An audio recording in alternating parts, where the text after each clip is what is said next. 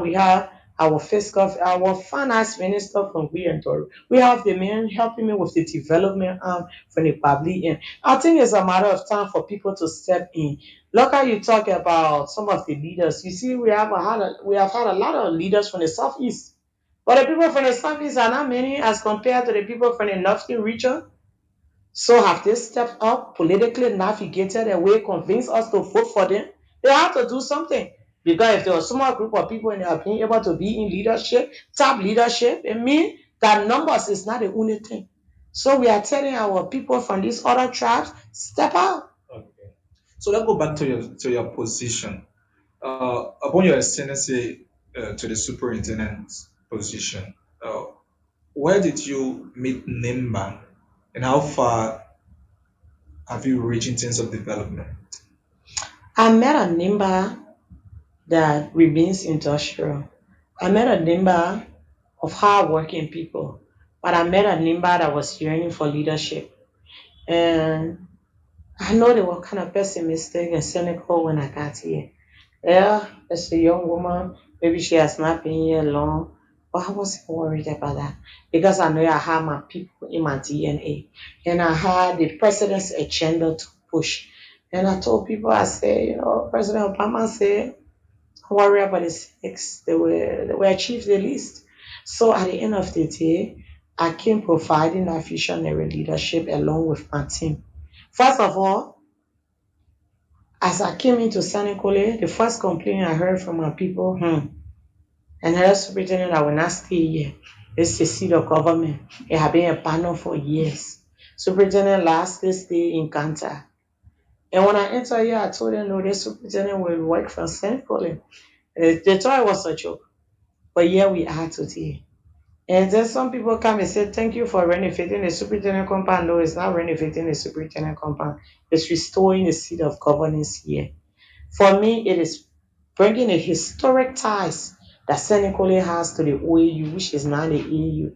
Bringing all that historic significance of this place. We want to be to Addis Ababa next year. Hopefully, you will be covering. We want to be able to tell Addis Ababa, don't forget your home. You know you were born in Senegal.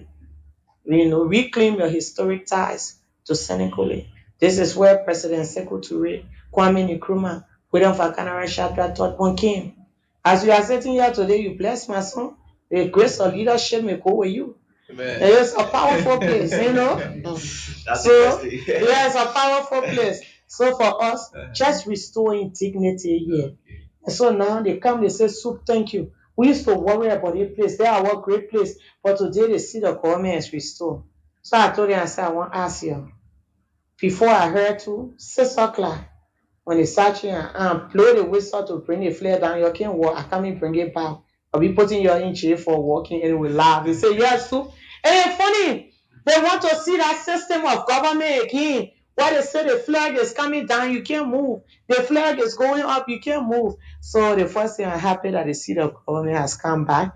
I'm happy if you go to Sokopa in entering, you will see that you are entering Nimba.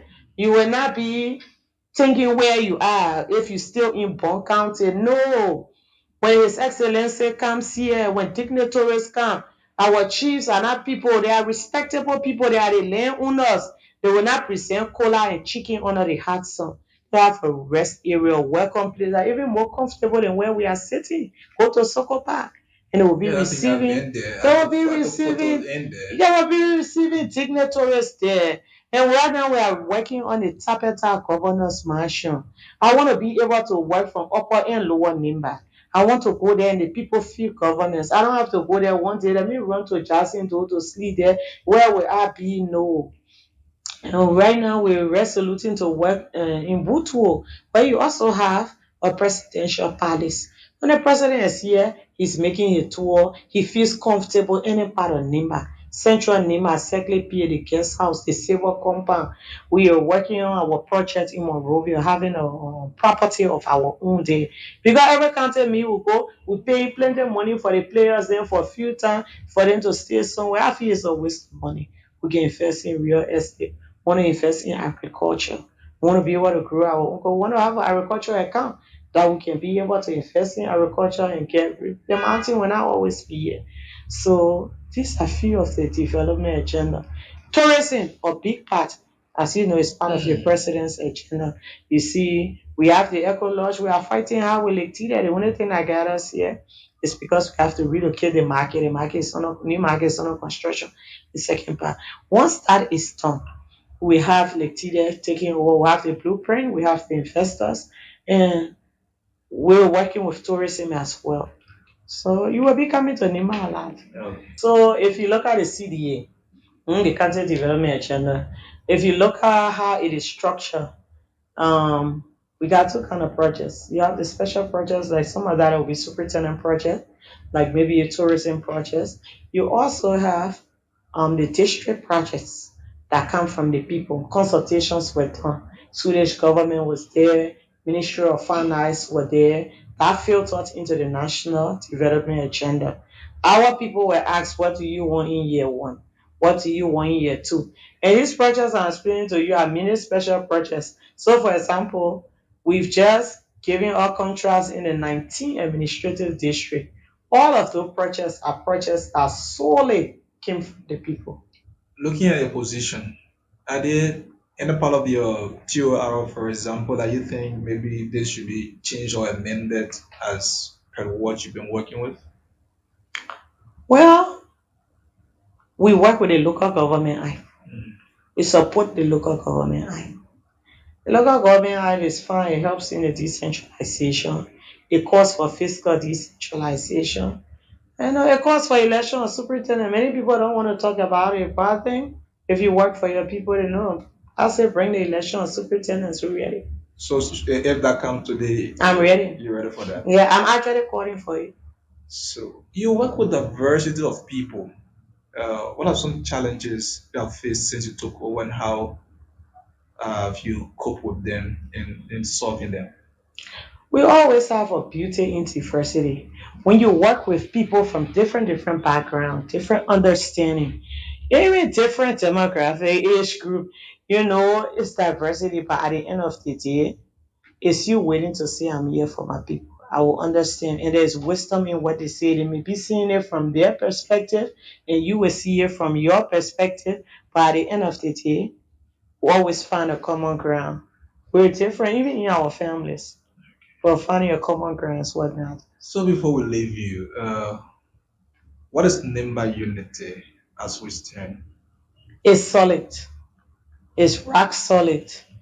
It is not easy to have a large group of people in one accord, but the one NIMA agenda stands. Our people in other counties are trying to follow us. Our people have always surrounded themselves by consensus from the elders around one leader. So from the days of Jacinto, whether it was Jacinto, it was Johnny Foka, whether it was Joseph Koto, was Senator Johnson, Nimba, to a larger extent, you're not control your children, but to a larger extent, like you say, our traditional place, Father One Voice. We continue to preach the Nimba unity, and we know that, yeah, don't mind the argument in house, but when it's out there, and they support each other. And we'll continue to push it. We are telling them now, reduce the noise in house. You are good out there, but reduce the noise in house. But they're doing well, and we know the Nima unity stands. Madam Superintendent, uh, can you speak to your people in the vernacular, the manner, and Oh, I heard you say that today. So, unleni, untani, kasu fenle, kasu patika. Eh? So it was wonderful. Alright. It was wonderful having this time with you. Yeah. We're looking forward to having a more conversation at any time. Okay. Thank you so much. Okay. So you listen to the super rating of Nimba. Madam, call me up. I also want to say thank you. Bringing you the issue as it unfolds. Our Declaration of Independence on July 26, 1847 was a revolutionary act of defiance. Back then, we dared to be sovereign. In fact, our very existence as Africa's first Black republic inspired a race benighted. Lest we forget, our Declaration of Defiance happened nearly a century before independence movements began in earnest across this very continent. Wake Up Call brings you political, social, economical, developmental, environmental, agriculture, educative, health, and security information on Blaze Radio 90.7 FM from Monday to Friday at 3 a.m. to 6 a.m. Mr. Speaker, let me say this: it's only your job that the budget is being order. Information in your eye as premature. It's premature, right? So the budget is being authorized. Only your information is premature. Remember, next time you need to review yourself because it's only your Mr. Speaker, at this time you need to review yourself. Mr. Speaker, at this time you need to review yourself because it's only your budget is being authorized. People talk money here, but declare from the laws and the Constitution. Unfortunately, one way to the great number, the children in Africa, who show up to protect the Constitution of the Republic of Liberia, has possessed the Constitution. They have been parading and not parading in the same schools of mass and deception. Soldiers in the foreign students of the University of Liberia, sons and daughters of the dejected masses of the Liberian people, let me to extend to you. In keeping with Massacre Protocols, we extend to you warm revolutionary greetings from the indomitable revolutionary Vegas Education Party. Africa's most persistent, Africa's biggest hub of intelligentsia in the Republic of Liberia. We are going to get a big money to divide. Well, anybody have people to divide, and you are eating tomorrow, they'll say, I pay for that. Whatever I had before. So they bring the money and you are eating it. I'm paying money, that's stolen money. Because nothing you went hard for, you're just getting divided. You put the money for get divided. And money why you work for. Everyone should not be bribing people for vote. You should come and talk to your citizens, explain to them what you would like to do, and ask them for the vote.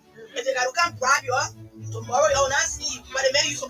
We cannot be living here depending on Indians and Chinese and Taiwanese to feed us, and then we want to control the price. It's not possible. So we have to get to the soil.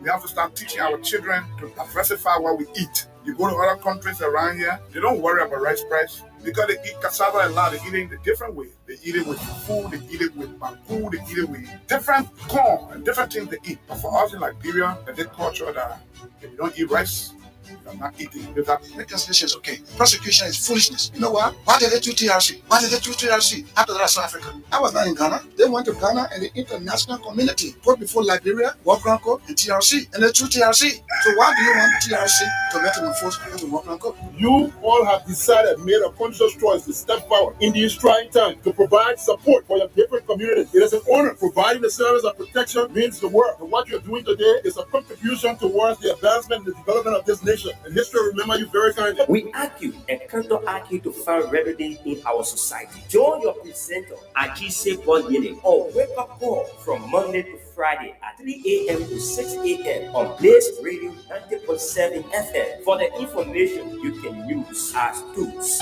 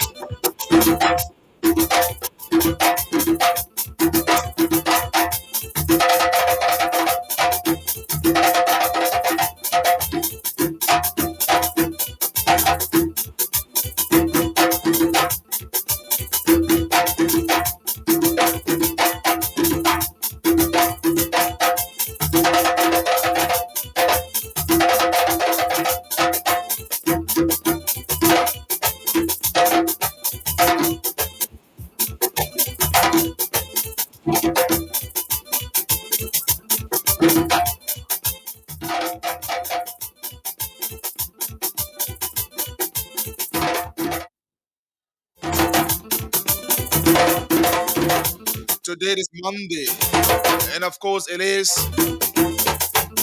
the 3rd of March, AD 2025. Good morning and welcome. What a wonderful way to say welcome to yet another fascinating edition of the program Wake Up Call. A 3 hours interactive radio show that wakes you up every morning from Mondays to Friday. Good morning and welcome. I know you are there in Bond County. You there in Nimba County, and you are also there in Grangie, the Maryland Sino, bombing Bapolu. You there around Nimba around Grand Bassa County, one of our strongholds, where we have our listeners. They're always trooping in with calls from Grand Bassa County. How you are doing this morning?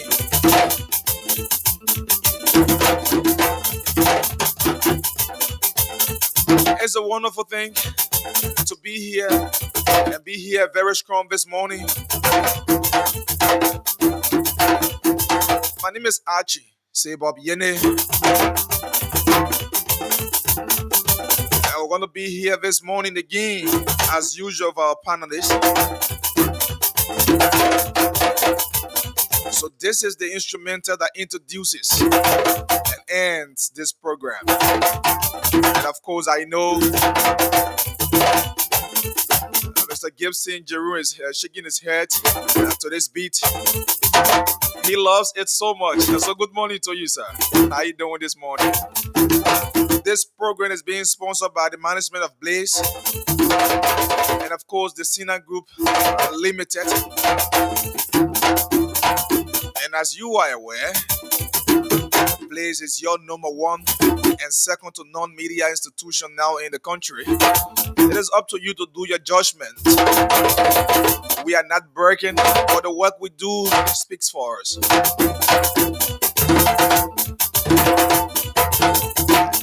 And the Sina Group is also involved with machining and water drilling. So we're going to bring you their jingles as part of the sponsorship deal. So you can also be a sponsor to this program as we promote your activities, be it business or personal lives, on our show as we come on every morning. So it's good to be here.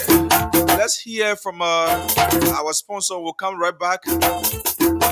We will begin the show very heavy this morning. Keep tuned, don't go anywhere. My name is Archie Sebob Yene.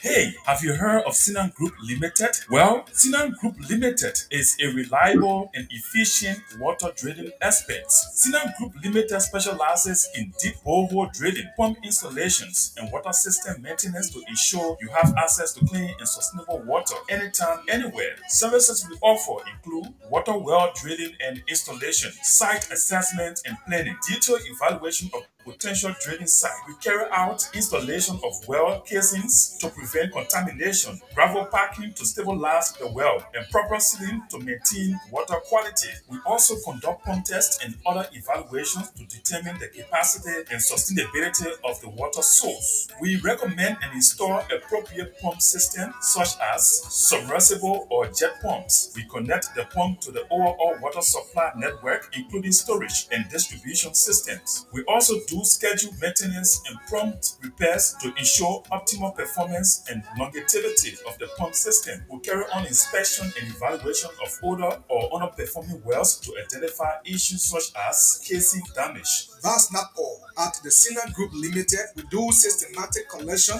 of water samples from various points in the supply system, ensures compliance with health standards, and confirms portability. We provide expert guidance on water supply system design, including optimum well placement, pump sizing, and integration with local infrastructure. Docina Group Limited manages the full life cycle of water projects from initial assessment and design to execution and post-installation support, ensuring projects are delivered on time and within the budget. With our cutting-edge technology, we utilize the most advanced drilling equipment. The Sinan Group Limited trusted clients include UC, US Embassy, GRZ, and many more. Contact us today at our regional office near Zone 3 Police Station, Tottenham Boulevard, Congo Town, Liberia, or call us 0777 393 950 or 0888 701 391 or email us at info@sinagroupltd.com. Visit our website www.sinagroupltd.com. Oh my way, I like I see they go, baby, I like I see they go. Indeed. The Sinner Group is our sponsor, so you listen to them. The Sinner Group does water drilling, pump installation, site assessment, and a lot more for you. So if you need safe drinking water, if you need good running water in your home, you can contact us. We will do just right for you, and you will never regret transacting business with us, as we remain Liberia's number one partner in water drilling. So the Sina Group, as you may have heard from our promo, we are located around the Zone 3 police station. So contact the numbers read and you will get to us. So this morning, I have the CEO and I have Mr. Yene on the show. Michael going to be joining a later time. And before I just welcome them, this morning over the weekend, pay a visit to Nimba County. And the sole purpose of the visit in Nimba was to solicit the views of Nimbayans, the motorcyclists, the market women, the community people as to what they make of the upcoming Nimba by-election. Who do they think is the right choice for the Nimba people? So we did an opinion pool, independent opinion pool, different from the normal opinion pool that's being conducted where you just sit on the radio, call. Sometimes you find out that one person called in twice or 3 or 4 times and changing names just to get their candidates in the lead.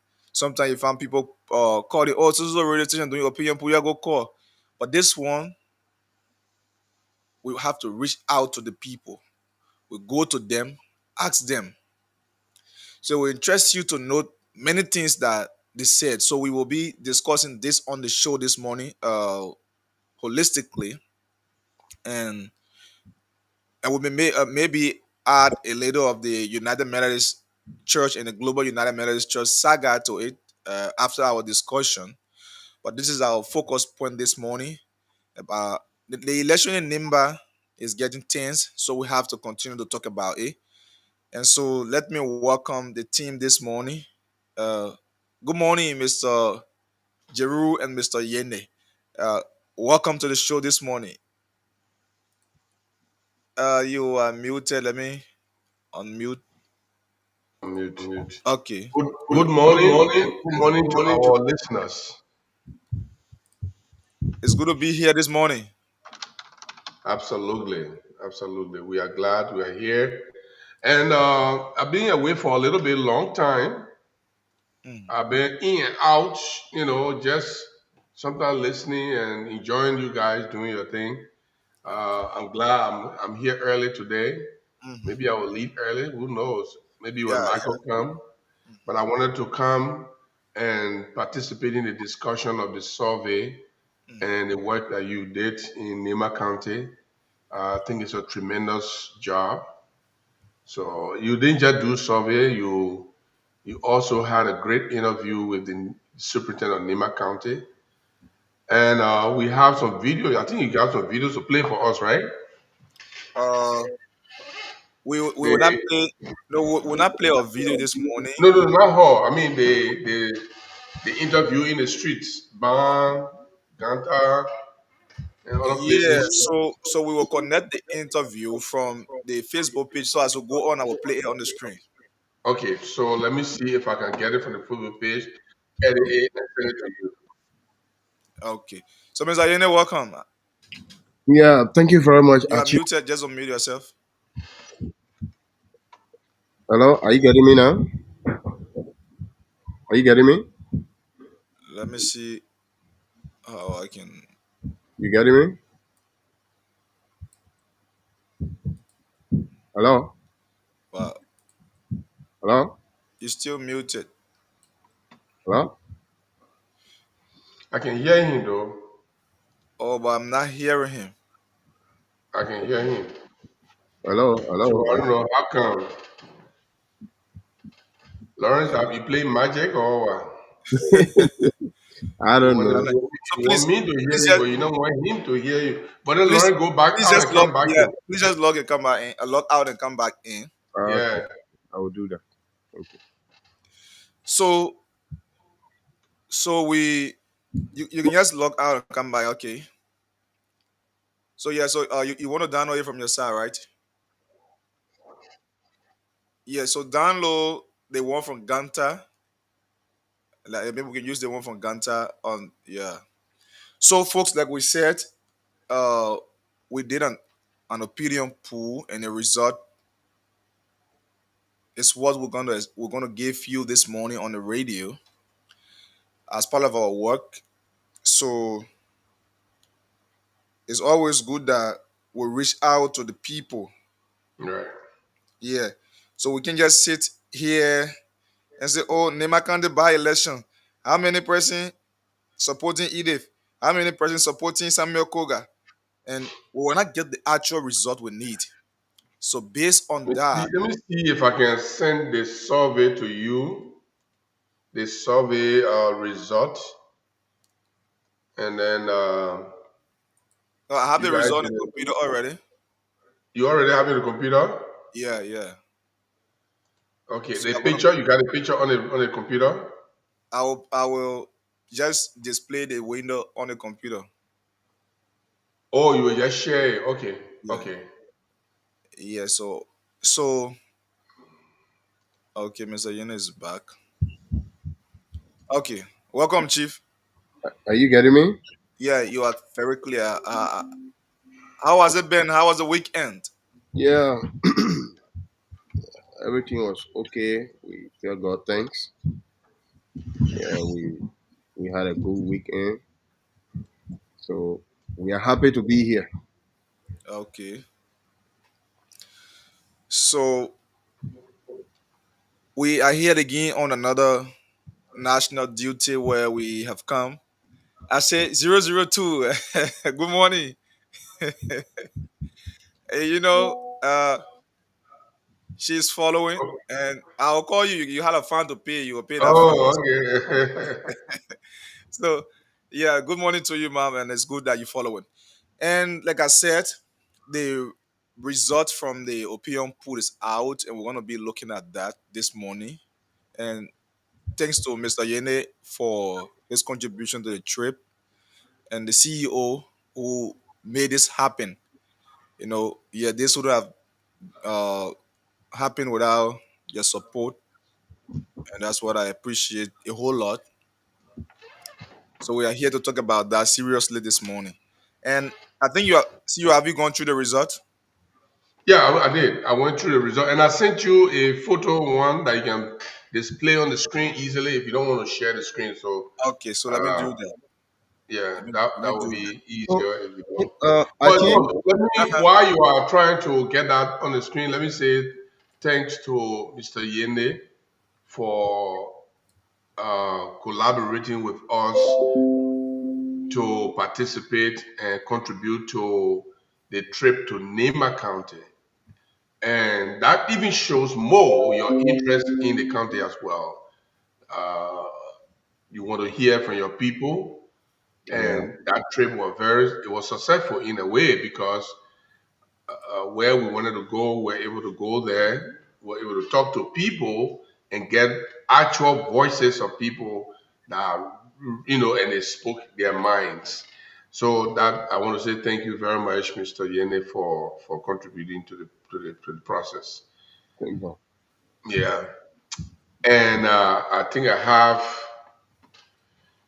the video now Okay. from Ban. So what I'm going to do is I'm going to it's a 20-minute video. I'm going to edit it to make it shorter, and or you can go ahead and do what you're doing. I'll be in the background editing it. Okay, Okay. So so Achi, yeah, Achi, yeah, Mr. Yena. Go ahead. Yeah. if I may suggest, or I suggest, if I could get a second X, Mm-hmm.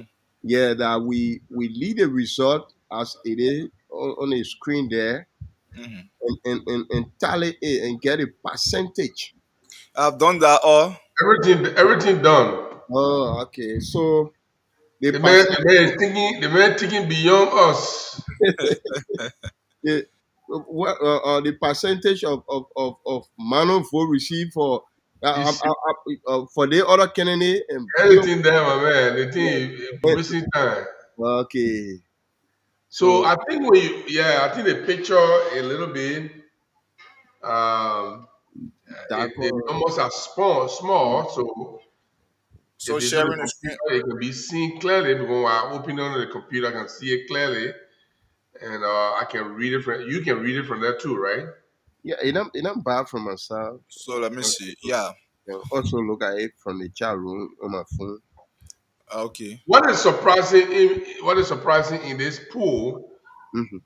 Somebody who I didn't expect to tap the pool is tapping the pool. I don't know why is that. And who is that person? CEO? I was not expecting that Edith would tap the pool, Oh, okay. Okay.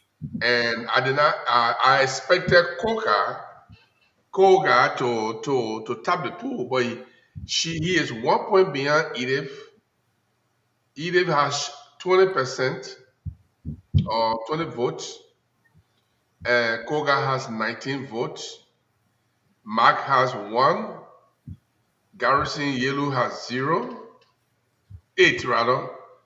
Uh, Tankman has 1, Yeah. and Roland has 0. So in Ganta, Mhm. you can see it clear for you to read, or I can go ahead. Just continue. Just continue. Yeah. If you can see it clear that you're sure you can read it because you will put it in better perspective. Okay. Go ahead. So like CEO said, the CEO said, we paid our first visit to Ganta. But let me say, Michael, welcome. Good morning. Yeah, good morning, Ajit. Good morning, CEO. Good morning, Welcome, Mr. welcome, Yemi. Michael. Welcome. Thank you, sir. Okay. Welcome, So it's Michael. it's Yeah, good. thank It's you. good to be here this morning. And Yeah. okay, so like I was saying, this is the official result from the pool conducted over the weekend in Ganta, in San Nicole, and Campley.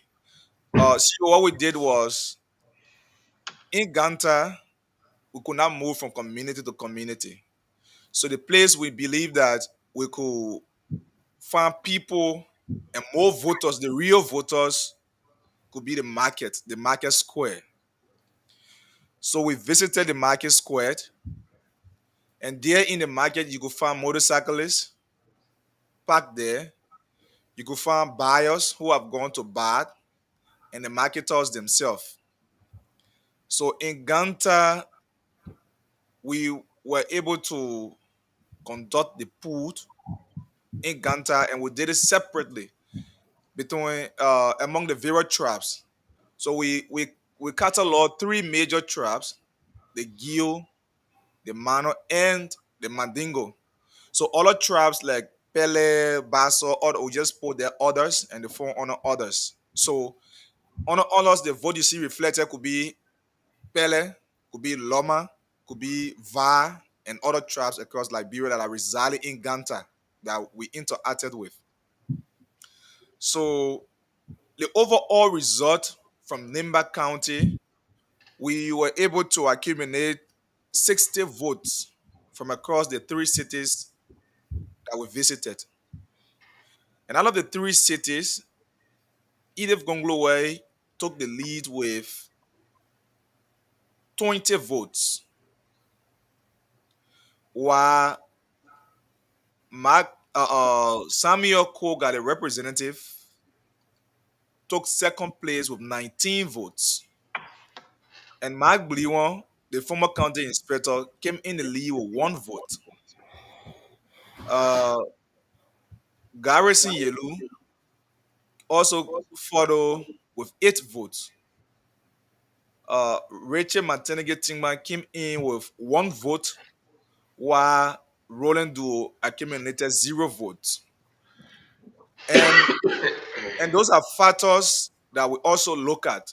One, we look at the threshold. Every election, everyone has their threshold. People have the place they feel there's a stronghold in election. We also look at that. So if you look at the chart here for Ganta, out of the votes in Ganta, you have Ide Gonglo accumulating 8 votes in Ganta. 8 votes. While Samuel Koga accumulated 11 votes in Ganta and the remaining candidate got 0. So in Ganta, as per election turnout that has always come out from other elections being conducted, it has always been the stronghold of Edith Gonglowe. But this time, from our pool, you have Koga tapping Edith 3 votes different Yeah. in the opinion pool. So that tells you that Koga has a little strength in Ganta as well from the pool, because Koga also lived there right in Nengbe, that is just like 2 minutes away from Ganta. In fact, it is a city zone now. Koga lives there, and Koga also has a connection from the Mano background because his mother is also part of the Mano ethnic group. So what you will notice from the pool is that all of the votes accumulated in Ganta, the total vote accumulated in Ganta for Edith,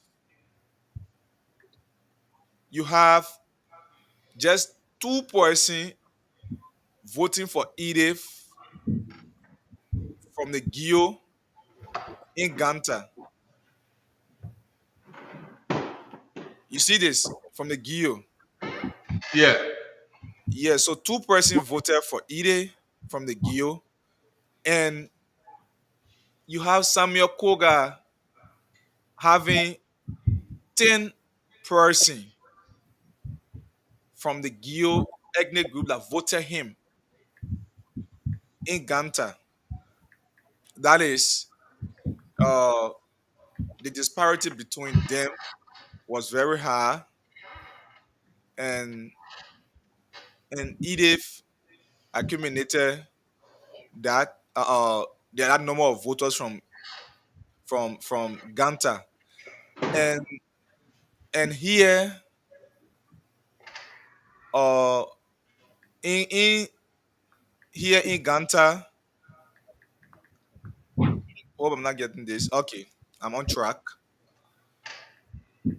You have two Gio person in Ganta that voted for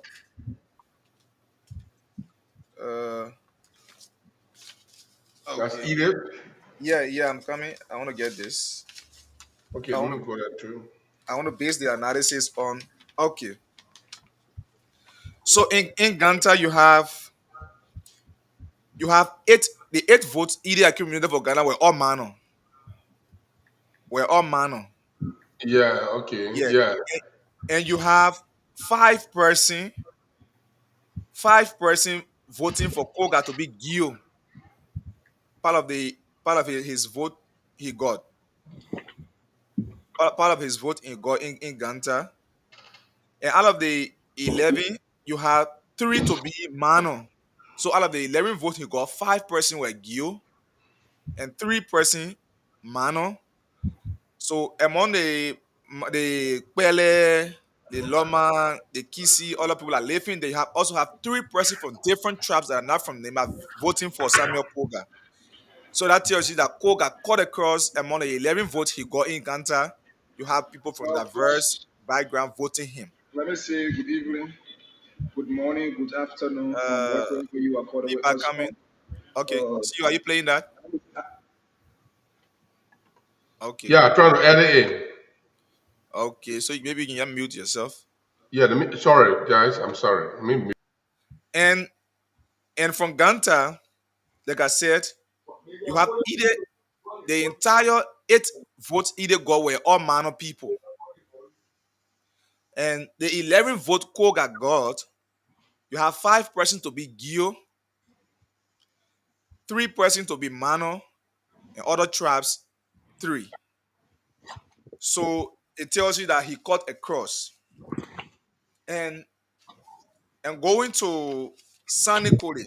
Sanikole is also a Mano area.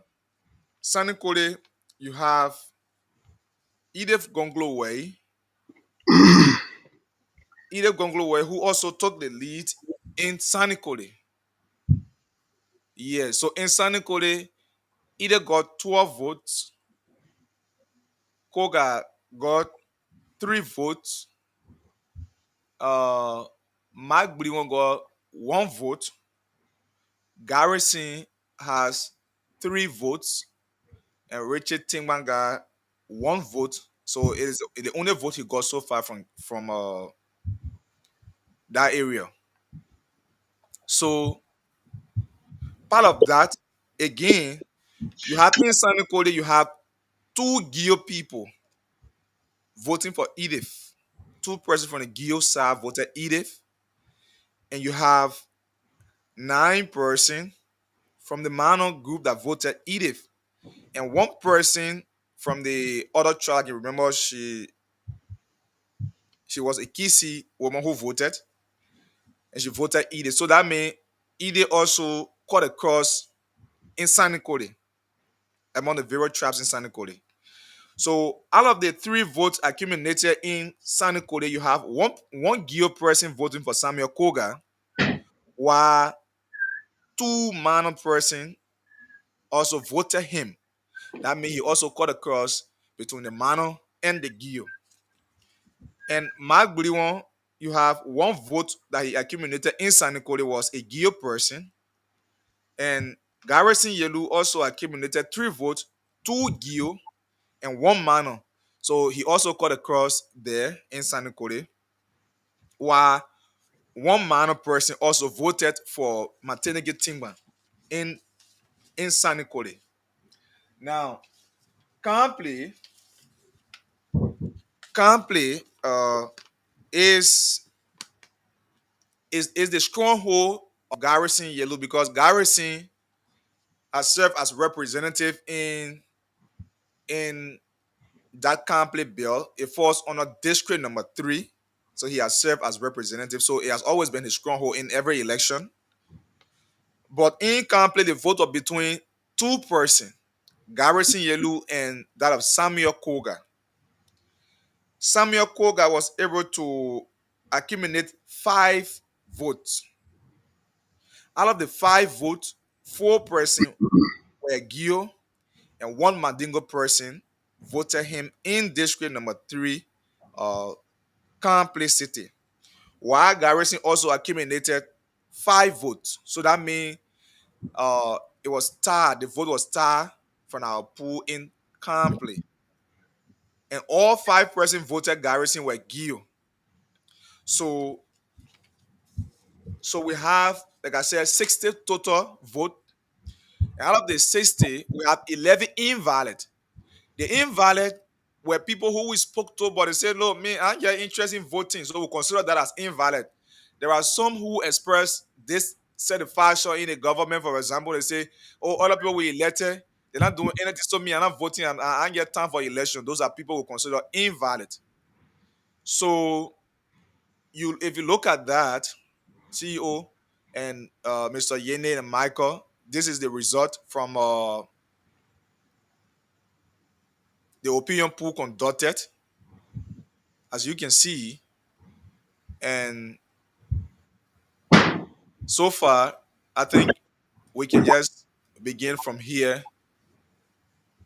while CEO send the video so that we can get the video done. Is the video okay now? You are muted. I put the original one in a chat room. I'm Okay. just trying to edit it and bring those speakers close together. So that's the complete one I'm editing. Okay. So yeah, so we'll be So getting let me get him Mr. Yene and Marcos view while we yeah. So we I will go up a little bit and let me do it quick. okay. So we will begin with Michael. Michael, I get your view. If you just follow the result we read and from the pool conducted. Mhm. Yeah, good morning to those following us this morning. It's good thing to be here this morning, the first working day of the week. Thank you for the job. Thank you for reaching out to NIMBA for the time you took to have gone there. It's commendable, or it's a good thing to prop in the minds of the people to know what they are thinking. Yeah, yeah. So that's a good one. Yeah, it's just this is a good start. Yeah, this is a good start, but I feel there's a need to even do a bigger one because technically, when stats on statistics are being done like you did, they have something they call the first thing the sample size. They talk Mhm. about the sample size being large enough. It should be rammed on. And another thing to consider is an issue of or the margin of error. So those are things like for the city of Ganda, if we were to have a clue, sometimes statistically, we could just get something like a 30 voters from there, 30 samples. Because the least that can be gotten through a survey should be 30 persons. If it is holistically, the 60 is good, but if it is considered to have an understanding of a particular city or particular space, sometimes 30 is. But it's a good thing you did. I mean, the sacrifice is very commendable. But with the margin being so closed, yeah, because the issue about the margin of error in stats like 3 to 5% usually when you do a survey, the outcome of the survey, there is a 3 to 5% possibility of bias, people being biased or some mistakes happening. So with the closeness of the margin, like 19-20% or 19-20 vote, the determination there is still very hard to make, to consider that, oh, anybody is in a lead for now. So we still conclude that it's very competitive. At least we have a view about how the people are thinking, and similar to some of the assumptions we've been making. We know Edith has had some powerful, you know, she has held some powerful photo, stands in a NEMA there. Similarly with Koga, based on electoral history, we know they have had some, political capital in Nimba, and it has been improving. So technically, the Turner issue will be issue of consideration. The last time the registered voters in Neymar, there were about 308,000 during the 2023 election. As we speak now, the potential turnout rate for by-elections is usually between 35, the last one we had in 2020 was around 37%. So Mm, if places that Neymar we consider maybe the turnout rate will be basically maybe 30 to 40%. So if you're discussing about 40% out of 308,000, we are discussing 123,000 or thereabout. So out of 123,000 or thereabout, if we would have some understanding, then some random size understanding, it has to be large enough to understand. But this gives us a clue, or especially my assumption is from a city, and from like Sanikoli, we had 30 persons, but it was a huge job. One person doing that job is huge, bro. And one person even interviewing 60 persons or more is kind of so huge. So it says a lot. It's not a radio station that you call on for people for 2, 3 person to be changing their voice, or one person to change their voice, or 2, 3 person. You met people in person, and it speaks to legitimacy of the process. Uh, yeah, it speaks to the legitimacy of the process, the realness of the process, yeah, interaction with the people, the problems of the mind, based on the randomization of the process that it was done randomly. You didn't plan to go to a particular area, which I think you did.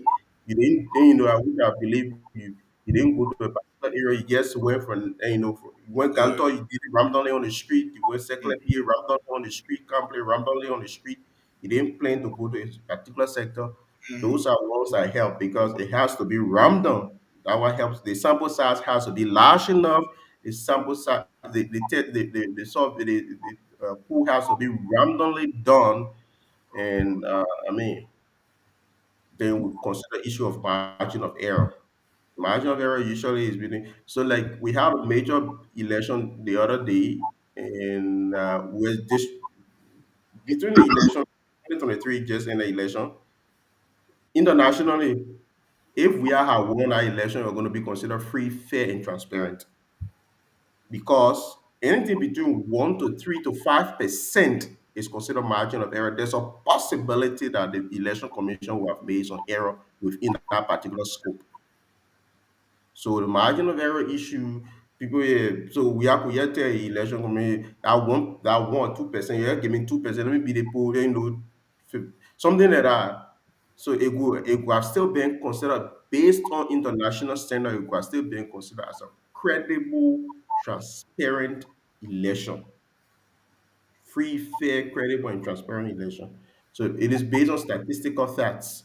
And I mean that's one of the ways because stats has a way of giving you a better understanding because there are a lot of assumptions. Until you test these assumptions, you can have a real insight into the assumptions that you're making. And this like I said earlier, this is a step in the right direction. This is the first one, though the sampling size is kind of low, especially the margin between both of them. One person having 20, one person having 19. Yeah, that margin alone, to me, is not strong enough to make any determination. Yeah, it still remains the scene that it becomes competitive. With one vote difference, I can determine whether Edith Edith is leading Coca or Coca is leading here at that point. So I can make a determination that Edith has better chances than Garrison Yellow.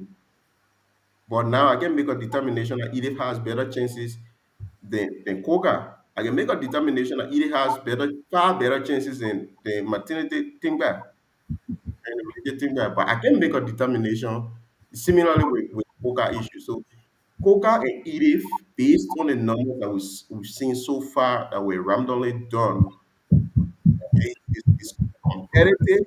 You can't draw any conclusion at the moment there. You can draw conclusion on the other people.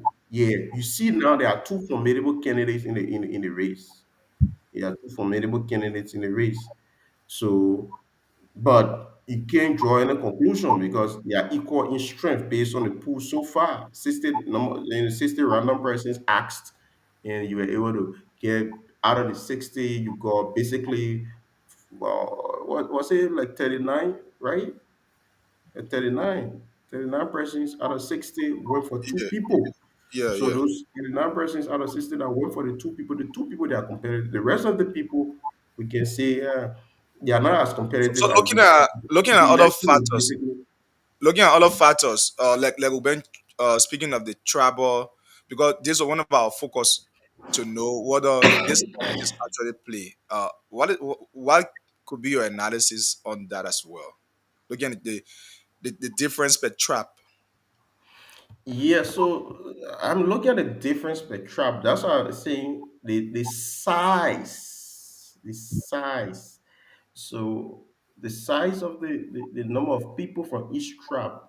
So it's a ruling statistics that it has to just be large enough to be able to make a determination. It has to be large enough to make a determination. But where it is still based on the same assumption we are doing. We have first we're assuming based on historical facts. Now we have an understanding of the reality on the ground. To an extent, we have an understanding of the reality on the ground. Uh, the guild, how many guild people turn out? Look at the number, the total Let me number, look at it. Let me look at the chat. the total number of So guild. so you have So Mano we have 17. as you have 20, the total Geo votes, 20. Okay. And Mano. Yeah, then Mano. So Mhm. out of the 20 Geo vote first, you have 10 for Koga and 2 for Edith, 7 for Garrison, 1 for Mark Bliwon. All of the So yeah, the total guild voice 20. The total Mano voice how many? yeah, so the 24. total the total amount of votes, this is That's 24. yeah, it's 24 votes. So the And out in of the this 24, pool, uh-huh. mhm. Out In of the this 24, pool, you wanna out of go the ahead? 24. Yeah. Yeah. So in this pool, the Mano have more respondents than the guild. Yeah. So So how much we're taking from each city? Like, was there a particular number that we targeted from each city? Like from Ganta, we know we targeting randomly, but we're targeting at least 30, or we're targeting 20, or we're targeting 10.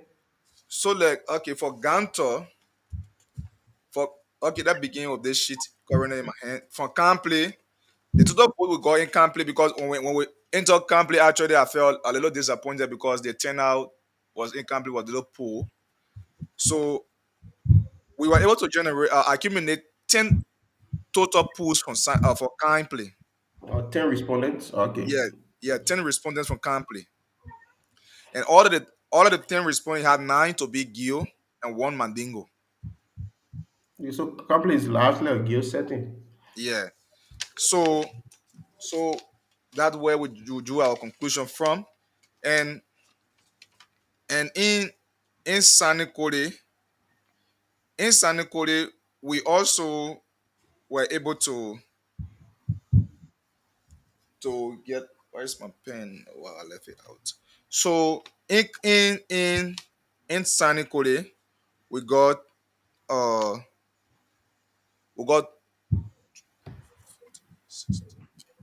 20 votes from Sanikore, to be 20 valid votes from Sanikore. So the total vote from Sanikore was 25 votes, 5 invalid, and 20 valid votes from Sanikore. What do you consider as invalid? Those are people who, when you go to the say, me, I get interest in voting. You know, they express, that frustration in voting, in the voting process. They're not willing. Some of them say they will not vote. Okay. So we consider them to be invalid. Okay. Yeah, yeah. So we have 25% respondents from Sanikore. And we also have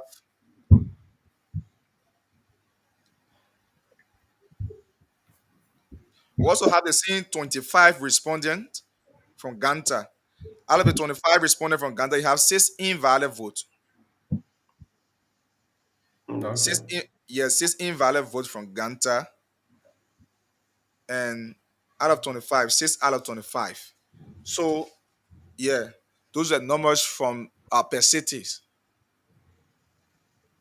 Yeah, so it still speaks to the fact.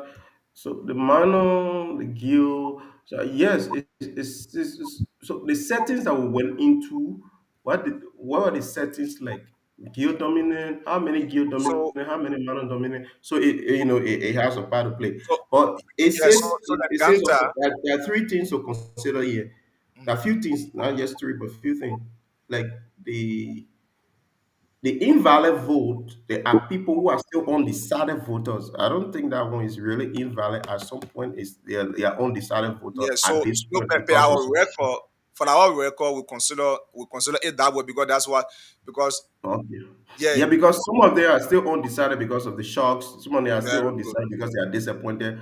But some of those very people who at some point change their mind, they still vote for any of the candidates.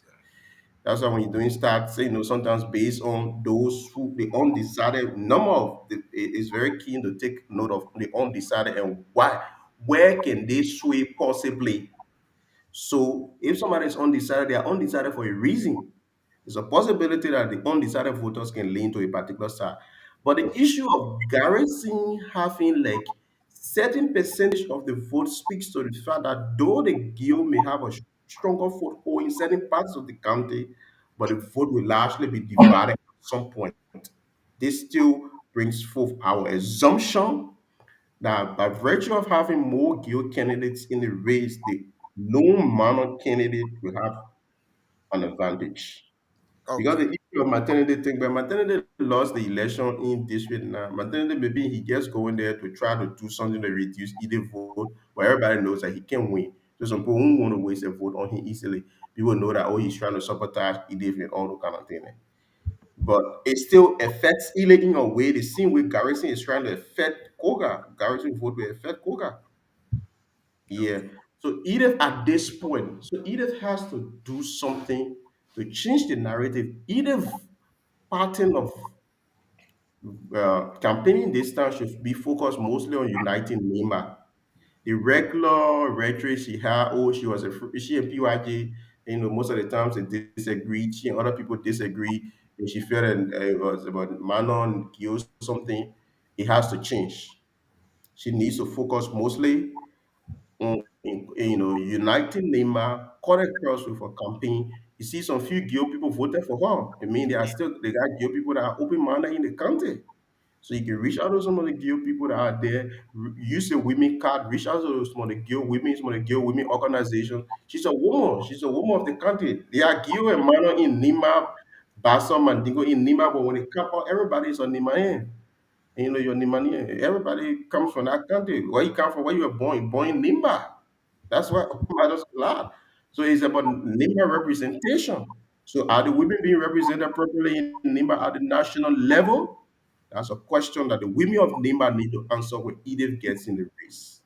So if she plays that card, I believe it puts her in a very in a better position. But at this point, Koka has a major disadvantage. Roden Duo, at some point, he doesn't have a vote now, but Roden Duo, some places, Roden Duo has his hometown that few votes will come from that may go for him. Mably want to have his own lay stronghold. And most of these people, their stronghold, mostly, they have a lot of people that will start. Because Roden Duo he's from the Gil settlement. Mably one is from the Gil settlement. Garrison Yellow is from the Gil settlement. And Coca is from the guild. Though Coca, one of his parents is Mano, one is guild, but he has mainly aligned with the guild people. So it speaks a lot about where he stands now. So okay. I mean, all these assumptions that we had with the invalid votes so far, the invalid vote is here, I think about 5 or 6 on a larger scale.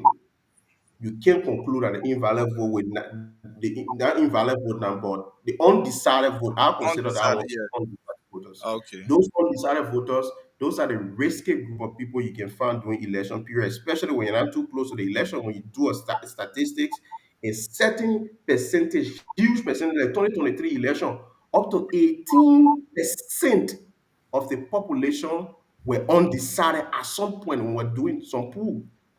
So that 18 point some of percent, they were undecided. At some point during the time of the campaign, they started to shift, and it affected the ruling establishment because George Weah was leading the poll at a very low margin, but some of those people they were undecided because they were dissatisfied. And some of them were complaining, oh, government do they want they said they didn't voting, but they were still complaining, on the system. So I will not vote because the people when they go in power, they can forget about all they can do they want. But you know that the person is complaining, but where they stand. So at some point, when the very undecided people started to shift a particular side, and it became a problem. Statistically, because we did during 2023 election, we ran a lot of polls. We ran a lot of polls, and from the pool, you could understand what was the voter psychology, how they were going, what the changes that were happening, and all of those. If you run a pool now, you see there's a huge shift. You run 2, 3, 4, 5 pool now, you know that government naturally you have the optics going against you. As you speak now, you're running and I'm putting Monserrato County, Joey out drag, and then you will drag the United Party at a very huge level because you can see the sentiments going very high. So sometimes you, the ruling establishment person, they got a lot of challenges that are coming against them based on expectations and all of that. So the undecided voters, though they are still minimal, but it will play a major role at some point at a larger scale because you find a lot of people who say, oh, we ain't voting because they want, we ain't voting because I want. But our very people, most of them, a percentage of those people will still vote. And based on their complaints, they may vote in certain direction. Okay. Yeah, watch Thank you. this. Yeah, yeah. So that was it. So, Ms. Ayene, let's Yeah. get to you. Yeah. So I look at it this way that number one is how they travel. The vote is going to be trouble. And then I look at it that Edith stands a better chance because she has a strong hope. But neither Koga nor Garrison, I'm speaking of the first three before I go down.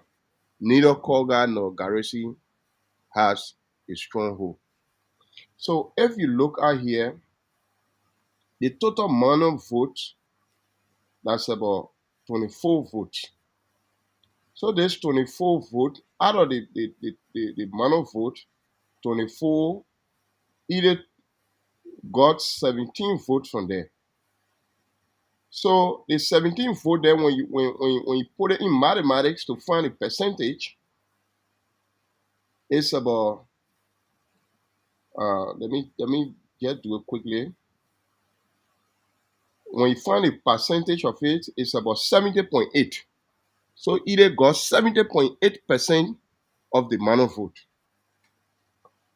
So that means that on the minor settlement, she had a stronghold there. Then when it goes to the Gio side, the total Gio vote received is about 20. Out of the 20 vote here, Koga got 50% of it. And then next to Koga, that Garrison that found a percentage that Garrison got. They put it in mathematics. So this is the total Gio vote, that's about 20. Garrison got 7. 20% of 7. Let's see. This is equal to this. And so Garrison got 35% of it. Okay. So it's likely that Garrison can go up to compete with Koga there. But then when you go to the manual vote, the difference that Koga got from Ide, if there's a wide margin, Koga got like 20% of the manual vote. So when you go there to the man of vote here, you see that, let's look at it. Koga got 5 votes there. So let's put it in the math. 24 is the total vote. Let's see here. 5, 5. So Koga got 20%, 20.8%. 20.8% of the man of vote. While Ide got, what was it today? 70? 70.8. Okay, 70.8. So you see the margin? So that tells you that Ide is in a commendable and reliable leader, because sentimentally or tribally, the vote is going to be too highly tribal. Looking at it. So on the manor side, Ide is relaxed there. She got a passing grade, a passing percent. But then on the Gio side, Koga could not get a passing grade there. She got 50% when you got Garrison, who is running. And Mike Bliwon might come later too. So Koga does not have a stronghold yet. But Ide has a stronghold. Then when you look at the vote that came from the manor settlement, you find out that Koga got voted, but one may say it's because of these cities. These cities are considered like capital cities. So anybody can claim it. Capital cities are now for a particular person. So when you go to Sunny Kore, Ide had a commendable leader. You come to Ganta, she and Koga are fighting there. So you cannot look at it and just conclude that, oh, Koga got a chance there. Because that capital city, anybody can take it. It's like that. Even Mike Bliwon able to get some votes there, as well as Garrison and Roland. So this is how I'm looking at it.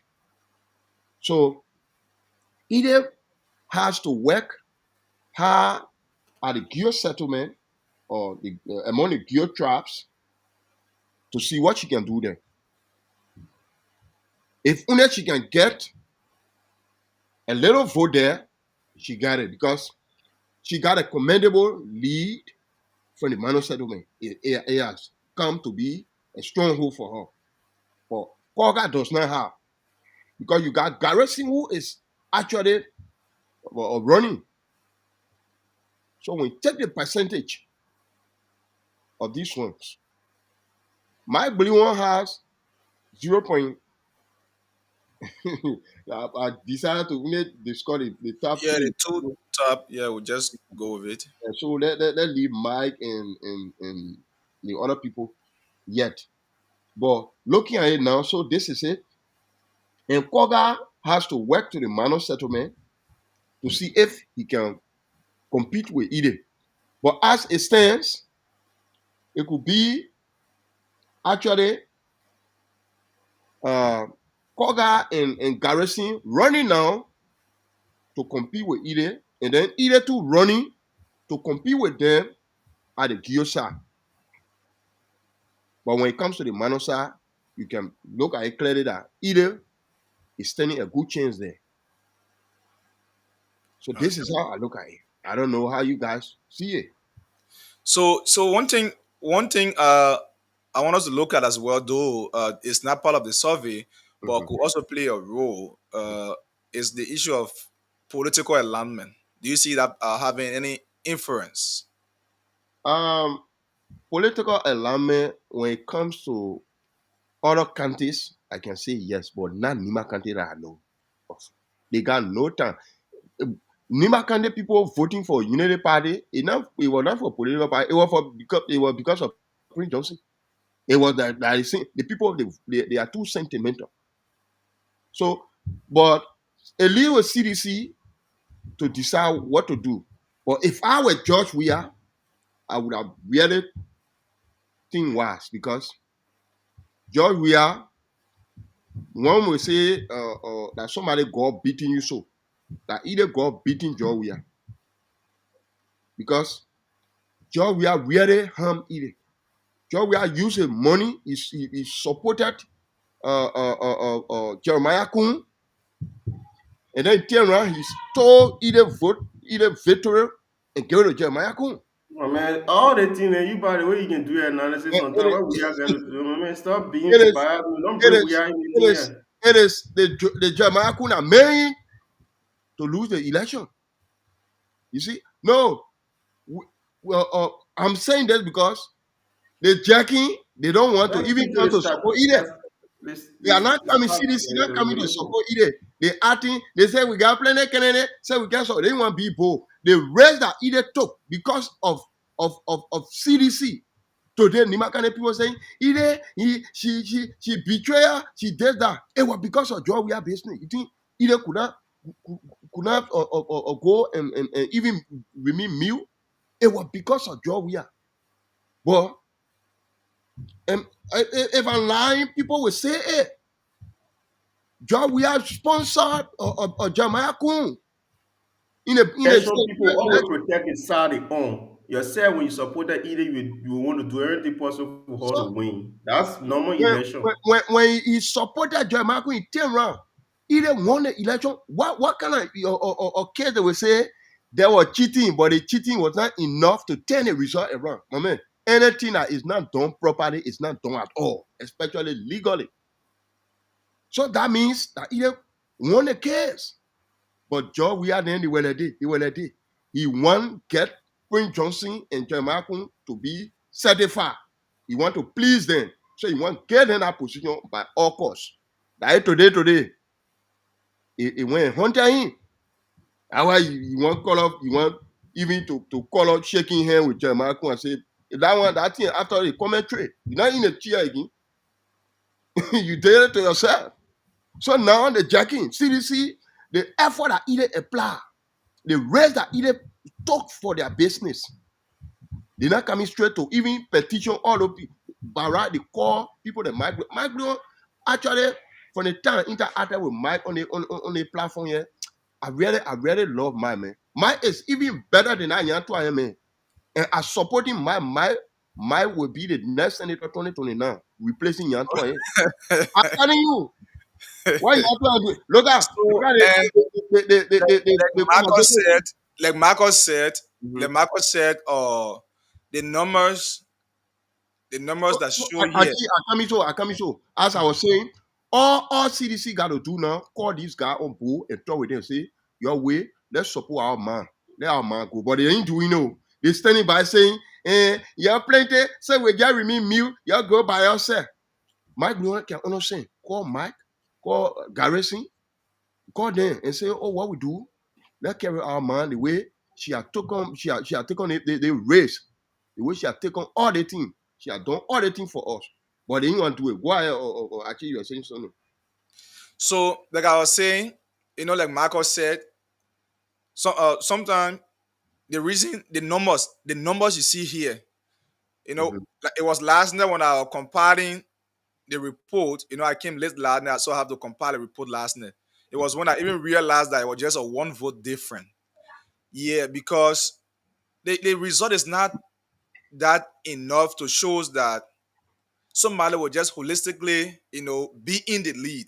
Yes, Right. So actually, too, I'm coming. Yeah, I'm coming. So, like I said about political party affiliation, Mhm. one, it's possible that anybody based on their political party image, because now one thing we heard, though people did not express that during the pool, but in the street corner, other people who did not interact will also have those perceptions that about when I eat them, some people you go to them, they shy to speak, but they have that mind. Is it either them support that we are?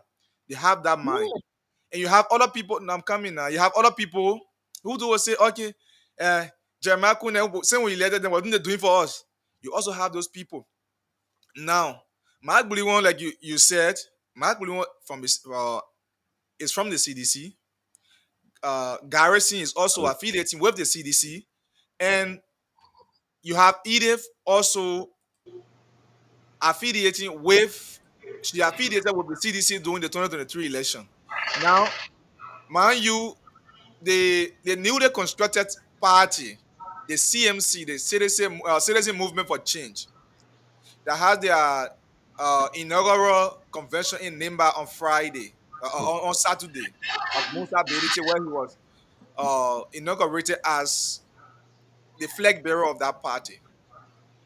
They are now deciding to support Mark Bliwon as their candidate.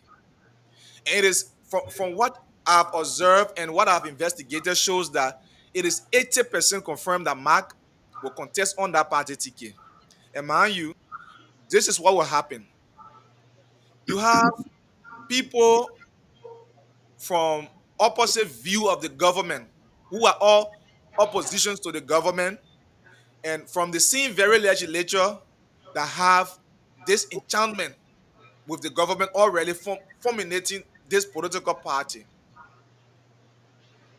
And their support to Mark will be a challenge to them that this is a first party, a new party that we have established, and to know whether the party will be strong or not. I want to believe they will lavish all of their support and do everything in their human way possible to test the first fruit of their political party. So a political party alignment and affiliation also has a role to be played. The cash inference is what also play on election. It's possible it could also change the dynamic of what we are, you know, explaining now about our survey. All of things is possible because you from now till the 22nd, you still have more time. Now, anything can happen. Campaign has not opened. So let's hear CEO before we just go ahead. No, I mean, I just sent the editor version. It's a quick editor version. So, You send it to my personal number or the group no, chat? no, no, to the chat room. No, it hasn't reached. Oh, is I see waiting.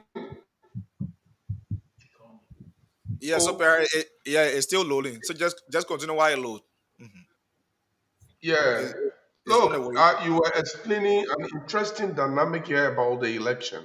Because if the Musa Benedict group are supporting Mike, it promises to be a tough fight, but it's going to be an eye opener for the new party because they will test all of the ability to control Nima through through Mike, and it will also show how much power that Musa can wield in Nima County. Now remember, Musa Benedict is fighting subtly. His fight now is not being seen as a Mandingo fight. No, no, His no, fight no. now is seen in different way now because he has the money, he has the following, and he is a sitting lawmaker for District Number 7, right?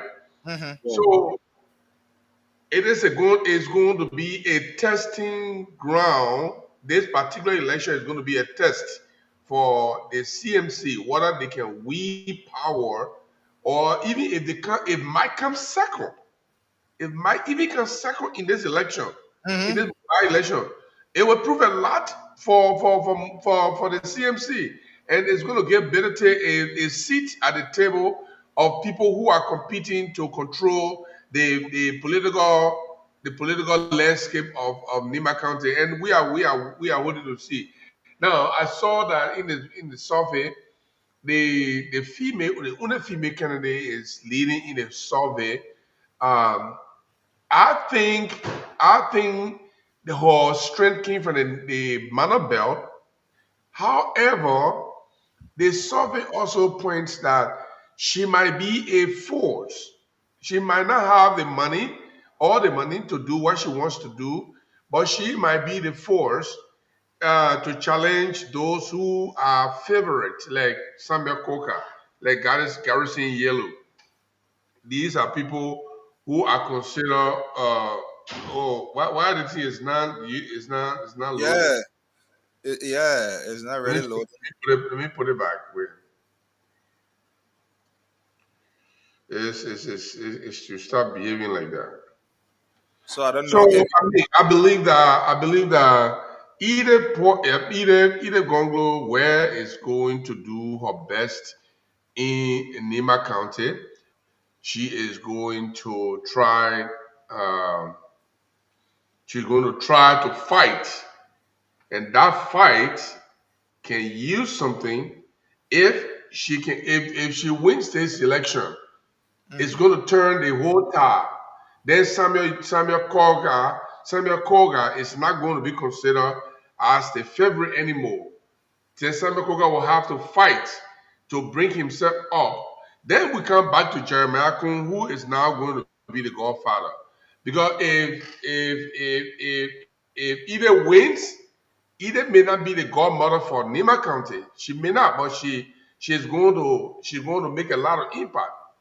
And Koga is going to lose out on the Godfather replacement stuff, the political kingmaker replacement.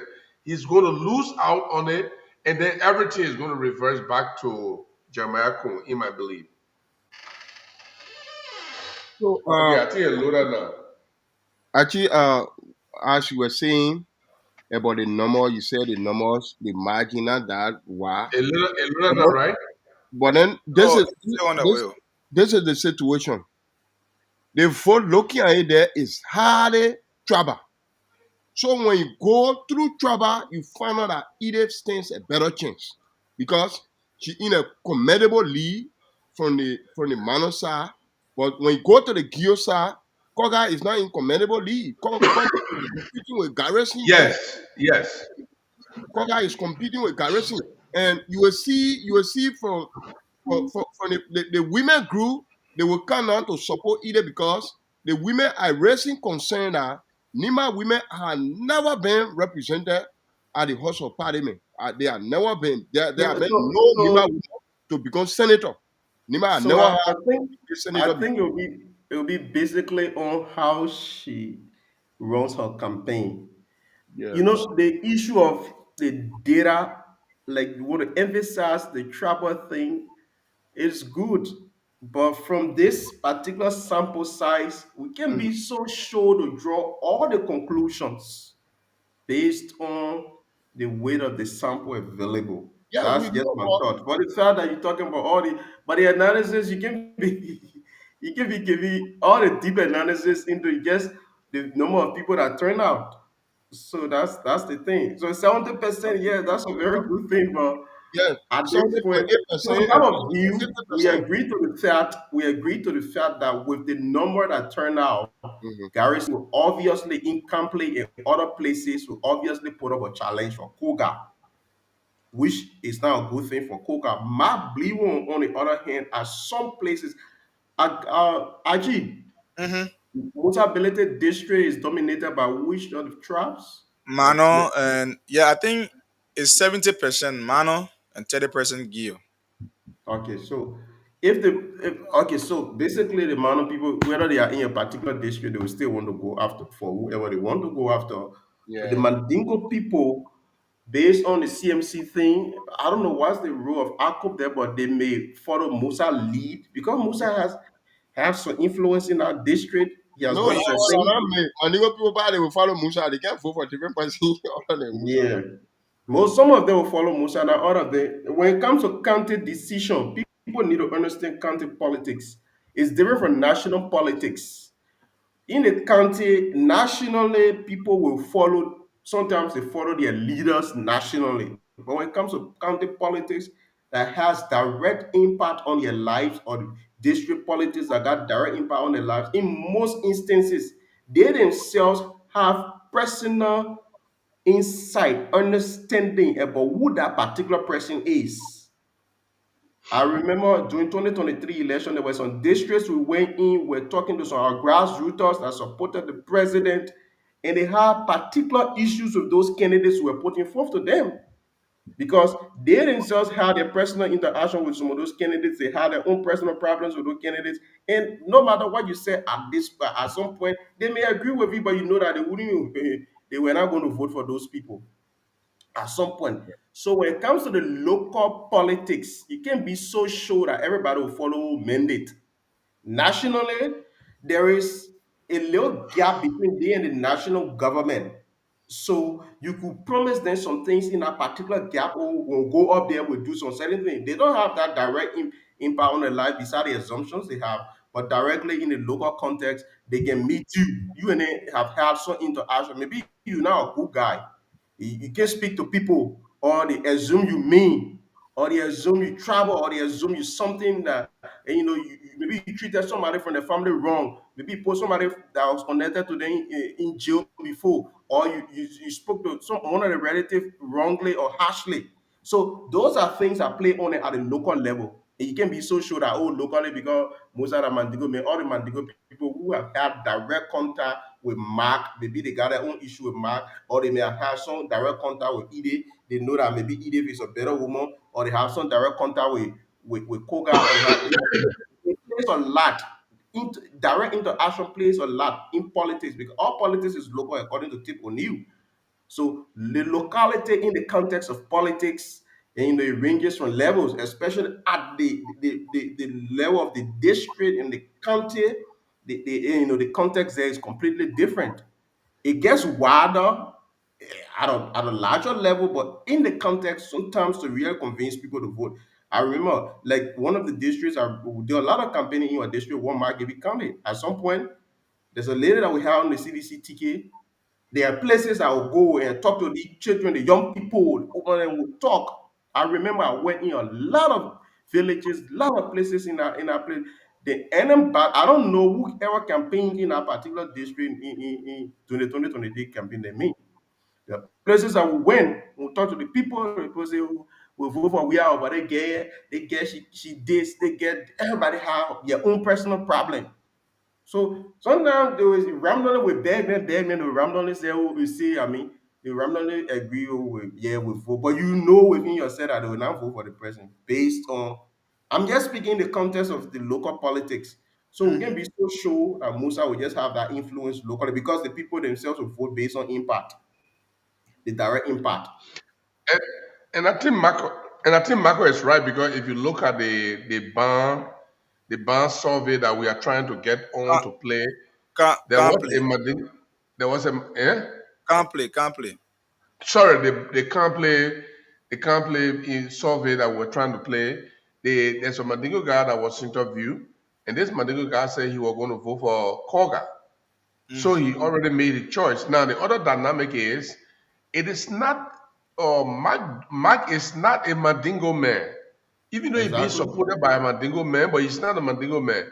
So the acceptability of a Mandingo candidate may not be the same as a Mandingo person is saying, I'm not there, but you vote for this person. That becomes an independent decision altogether. It's like when George Weah those days, or Ellen Johnson Sirleaf, lift the hand of somebody and say, you support the person in Macerado County. Like in the case of the last election between DeLong and the brother. So Tifa. We remember that George Weah heavily campaign for Tifa, but it was not George Weah himself who was on that ballot. So Sedition got to make the choice. Do I go with the recommendation that my godfather is making, or do I choose the person I like in this situation? And in that decision-making process, those seditions who voted against Tifa did vote for Dara DeLong, or some of them did not even vote at all because they know that it was not George Weah who was in the race. And that election impacted the CDC, making Dara DeLong one of the highest polling vote senator. So the way Mutability CMC is pushing Mike, that doesn't really mean that Mike is going to be the heavyweight in there, because No, no. there's lots For of me, Latino the people.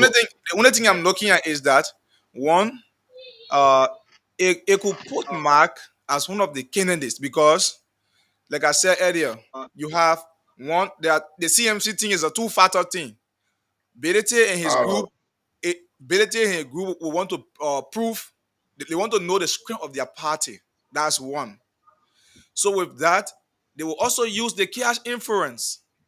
Mind you, the cash inference is one factor that plays on every election. The cash inference.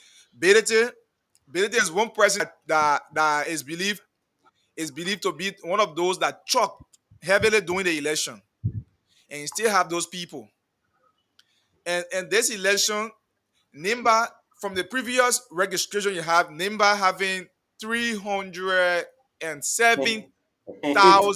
All right. yeah, Okay. 38, yeah, 308. 308,000 people that registered to vote. And out of that, we are not too convinced that even 50% of those voters will vote. No, the trend, the historical trend is between 30, 40. So the Okay. last one, 2020, was basically 37. The most recent one, I think, was between 30, something like that. So you will not have even 50% of those people voting. So those that have the cash to truck people, that truck them during the 2023 election, still have control over them to bring them back. Mind you, the government side also will play there. Now, the election that brought Representative Samuel Brown to power in district number one. But then you have the listen, the Prince Johnson, you have Jeremiah Kuhn. Everybody campaign. In fact, the entire CDC government campaign for Francis Mawuyan, then the professor. Yeah, so the latest turnout is 36%, Yeah. 36.9%. The So 2020 turnout was around 37% as well. okay. So between 37 to 39%, that's the turnout rate. Good. So So the turnout like 37% out of 308, we are looking at 100 some more thousand, maybe 120,000 people yeah. will turn up for the event. Yeah. So it's possible it could also be more, and based on No maybe expectation can be how by elections are not like yeah. major elections. So, yeah. So okay, that's a video, right? yeah, I wanted to share the screen. I don't know. Yeah, I'm bringing it on board. Okay. So now let me do it this way. Yeah. Good. So you can And now then play it. You can now and play then it. I can play it from me. Yeah. Okay.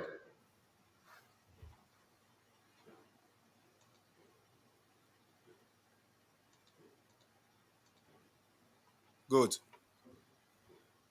Oh, but the unfortunate part, it won't come with sound. No, because I didn't get that drumming something. I didn't get a drum something, so I didn't put it there. If I had a drum, I would Oh, run it over it.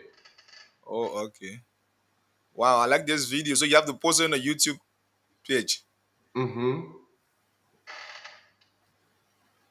If I, if I send me that drum audio, Let this just play because yeah. the time you will do that and other things.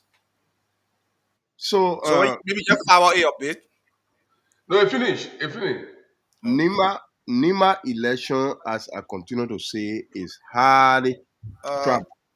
let's see, Mr. Yene. Oh God, the Hello, screen is folks. Let me say good evening, good okay. morning, good afternoon from wheresoever you are following us from. Uh, my name is Archie C. Bob Yene, reporting for Blaze Radio and TV. We are live from Campley. Campley is in district number 3 in Apple the Ban. county. Oh my God. So, as part of our survey, we have come to continue the opinion poll we started conducting since yesterday evening. In Ganta, we began with Ganta, we came to Sanekole. Now we are in Campley. So in Campley, we will be soliciting views from citizens. We will be soliciting the views of citizens here in Campley City. As you can see, this is the beautiful city of Campley. So we want to get the views of citizens from here. And this is a beautiful atmosphere, very sunny day, as to what they make of the election, though the population here is not that satisfactory. But yet, it doesn't stop us from doing what we came to do. So if you're just joining us, share the live. We are live from Cantley City. Okay, so first of all, what is your name? Junior Denye. It's a Guinea, okay. So you give a track. Okay, so if today was an election, who do you think would be the better person for Nema County?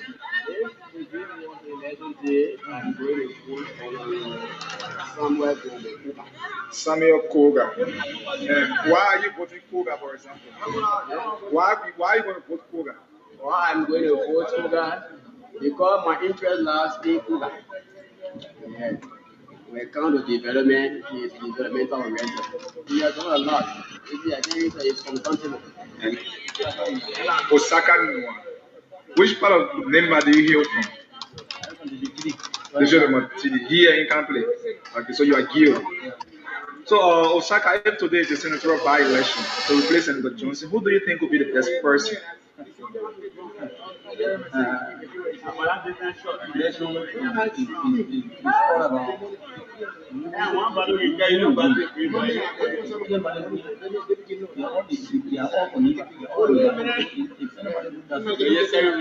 So if you were, okay, so Koga. What is your name? Lamini Cornell. Lamini, which part of them are you from? I live in the president. You live Kample. And you what tribe? Okay. So if today is the election, who will you vote for? For me, I vote Sam Koga. Sam Koga. Why will you vote Koga? Why I vote Sam Koga? Because I see the momentum, I see the development, and they're helping us in the community as a Muslim community. Okay, you've been helping the Muslim community. So because of that, you vote him. Thank you so much, Lasana. Josepha Julius. Which part of Nema are you hail from? Kample. From Kample. So you what tribe? You.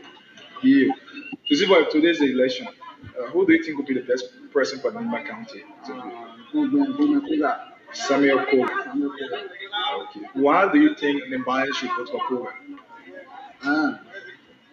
Going Koga is one of the good players in the district. I think this will be fine. Yeah. Chris, which part of Nema do you hail from? District number 3. So you do. So if today's the election, who will you vote for? Garrison. Why are you voting Garrison?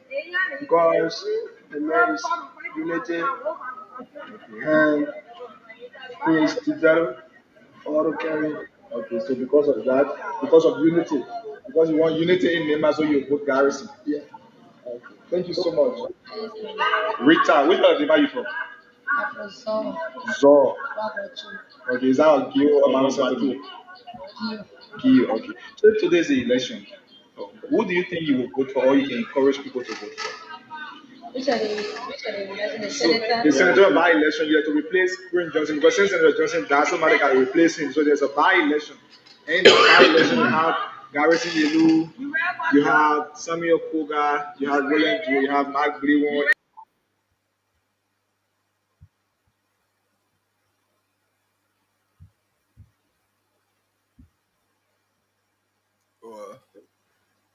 Why? See you tell something?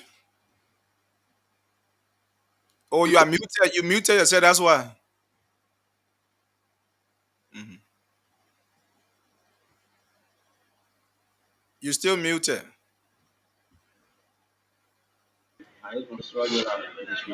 District number 4. So, looking at everybody contesting for the election to replace Senator Johnson, who do you think would be the better person for the people of Nema? Really, I prefer Garrison Dollar Yellow. Garrison Yelu. Why do you think Garrison should be the best person? Yes, because he did not in our home and also in our district. Also, he is brave. Because of that, Represent us. you think he represents you? My name Eric Harrison. Harrison. Yeah. You watch from? I'm Gil Batra. You're from which district? District number 3. So if today's the election, who are you voting for? I'm going to vote Honorable Garrison Dada Yelu. Why are you voting? Reason is that he's brave. He's the only capable person to be to replace the senator. Okay. Yeah, he's brave. He's brave. So you since the senator was brave, you need another brave person Another to brave also person replace to him. represent the county. Mason, you hear from here? I hear from District Number 3. District number 3. President resigning can't play. And can't play. Okay, so you give a trap. Good. Okay. So today's the election, Mason. Who do you think would be the best person I to win? already got my choice. What is the choice? Which is Councilor Garrison Dada Yelu. Yedu. Why Yedu? Huh? Why you choose Yedu? I prefer the Garrison because of how he is development oriented. Okay. So because of that, you think he can represent Nimba County? Good. Okay. Marco, you hear from which district member? District 5. Okay, so you are here.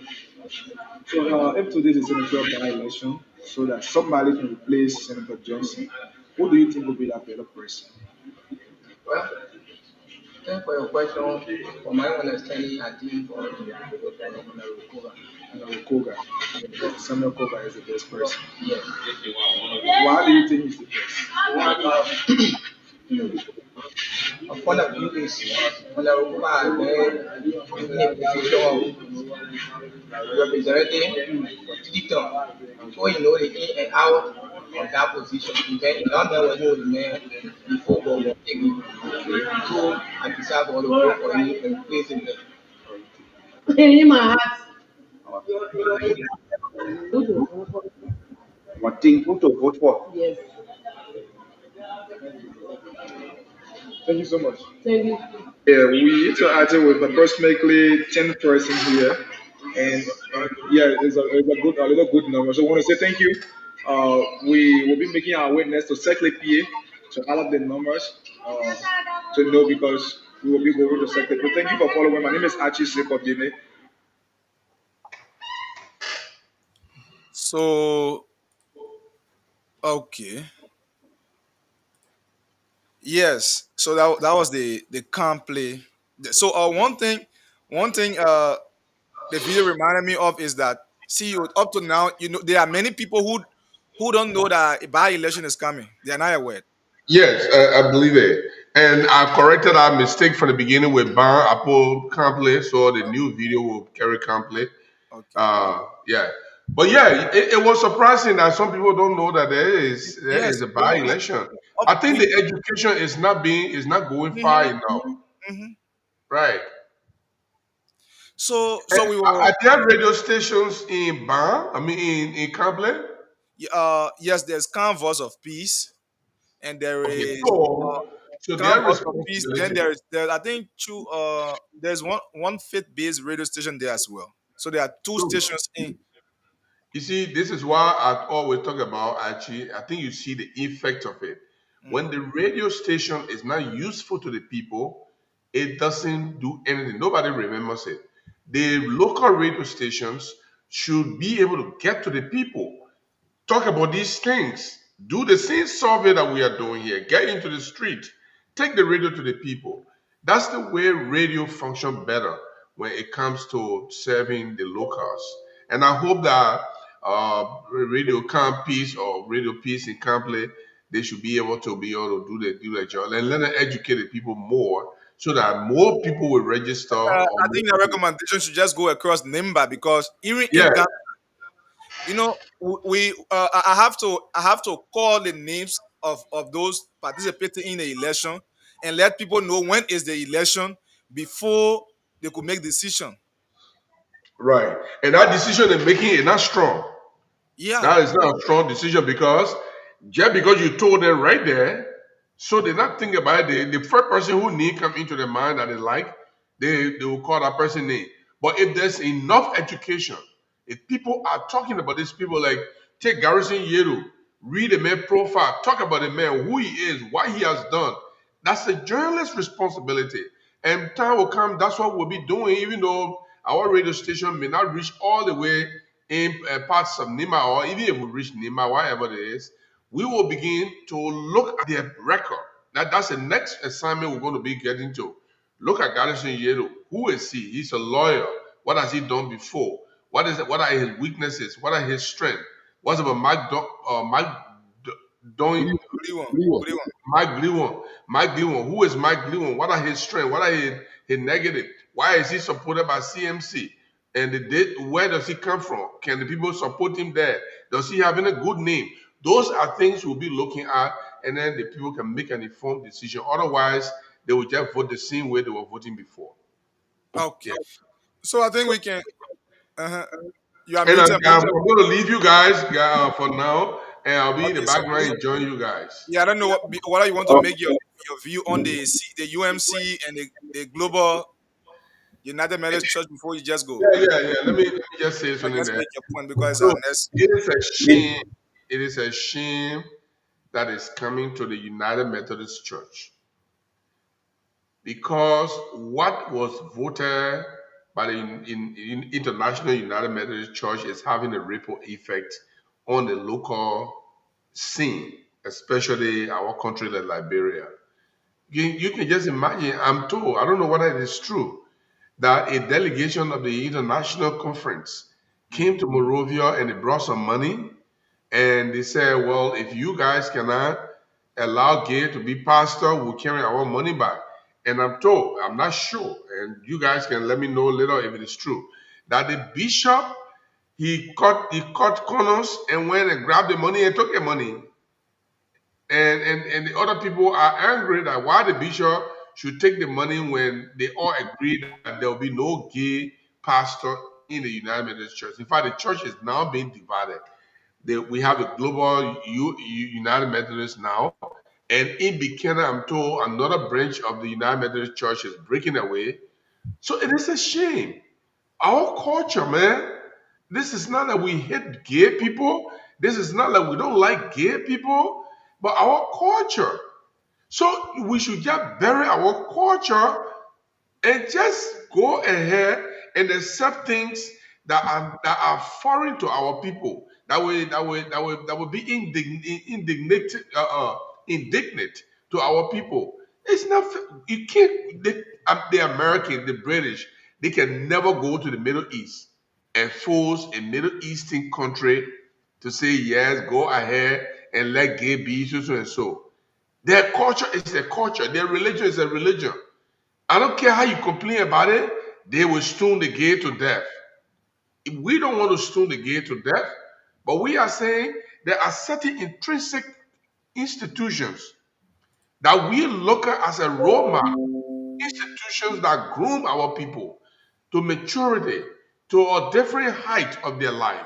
The church, the Porter Bush, the Sunday Bush, the Grove Bush. These are places that we cherish, that when people go there, they go to learn. They go to achieve something, to grow their intelligence, their cultural intelligence. Now you're telling us now, all of a sudden, we will go to church in the United Methodist Church and stand there and see a gay man and a gay woman two gay men kissing in front of us. I will watch that people and post that in somebody ear. So what you are saying right now about that money issue, this is one of the bishop Kula they put in jail yesterday. There's a gay guy who is married to another man called Cedric Briefer, who is married to another man. He's a bishop in the United Church. Bishop and all agree that when the day the UMC worldwide passes this law, we will leave from there. Bishop is on video where he went from church to church, district to district, to inform the district that when this happened, the UMC Liberia will leave. But he went there October 2023, he came back and he somersaulted. And he wants to follow him. We have chosen not to follow him. Amen. Praise the Lord. Amen. So we'll fight this battle. And Jesus will win. Jesus has already won. So let's go home. Tomorrow we'll be at the police station. Join us there at 10 o'clock. That was a forest. God bless you. God bless you.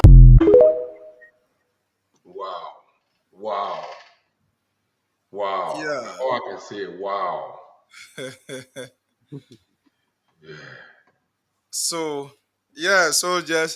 just conclude as you leave, and then I turn over to Yeah, Mr. thank you very much, guys. And I'll be watching from the inside. Thank you, Michael, for coming. Again, Lawrence, thank you for your participation in transporting our reporter to Bon County, to Nima County to go and do the survey. It was good. It was a good visit to Nima, and we intend to do more of these. We intend to do more of these. So we'll see what happens. We're trying to see if we can be some big men on our wake up call. At the time, not easy. Maybe they can be on video. Maybe they can't come to the studio, but we'll see if we can bring some of our people that on video. We are looking that Archie will go and do an interview with the finance minister by Thursday, hopefully. Latest Friday, we already made the arrangement, and we are seeking to interview Samuel Koga. Also, we will also try to seek to interview Mike and Edith. We have interviewed Mark. We have interviewed Mark. Maya appeared on the show before. Okay, so definitely, but this one now he need to enter the race. Okay. So that different level now we're going to go. We're going to treat him. Mark is always waiting to come. Yeah. So thank you very much, guys. I'll be in the background listening. Okay, thank you so much. So let's hear you from the UMC issue. Can you play the other video? All right, let me just download. It's downloading. Let me, Mr. Yene, keep be talking while it's downloading. Okay, so the UMC thing, the way it going, for me, I stand by the global that they should not agree. They have so many reasons why they should say no. Number one, the Bible they preaching. God created man, and from there he created woman. God did not create only one. In fact, all the creatures that were in the Garden of Eden, even the ark that Noah built, every creature that went over there went by pair, man and woman. Then the multiplication that the Bible says that go ye and multiply. How will you multiply? And there have been no scientific work that will make man and man to bear child. Maybe there will come a time where the miraculous act will make that to happen. Well, until then, but now it has not happened yet for woman and woman to bear child. So let that picture tell me now, if a man was lesbian, he will come and be born. No. If God forbid. Let me just play this, then we continue. All right. Here from Liberia. I have my Bible in my hands, and this is the Word of God. That's why I'm coming to it. Why are you speaking against the amendment? I'm speaking against the amendment because we do not have another Bible apart from this Bible. So we cannot have the two options that the amendment offers to us.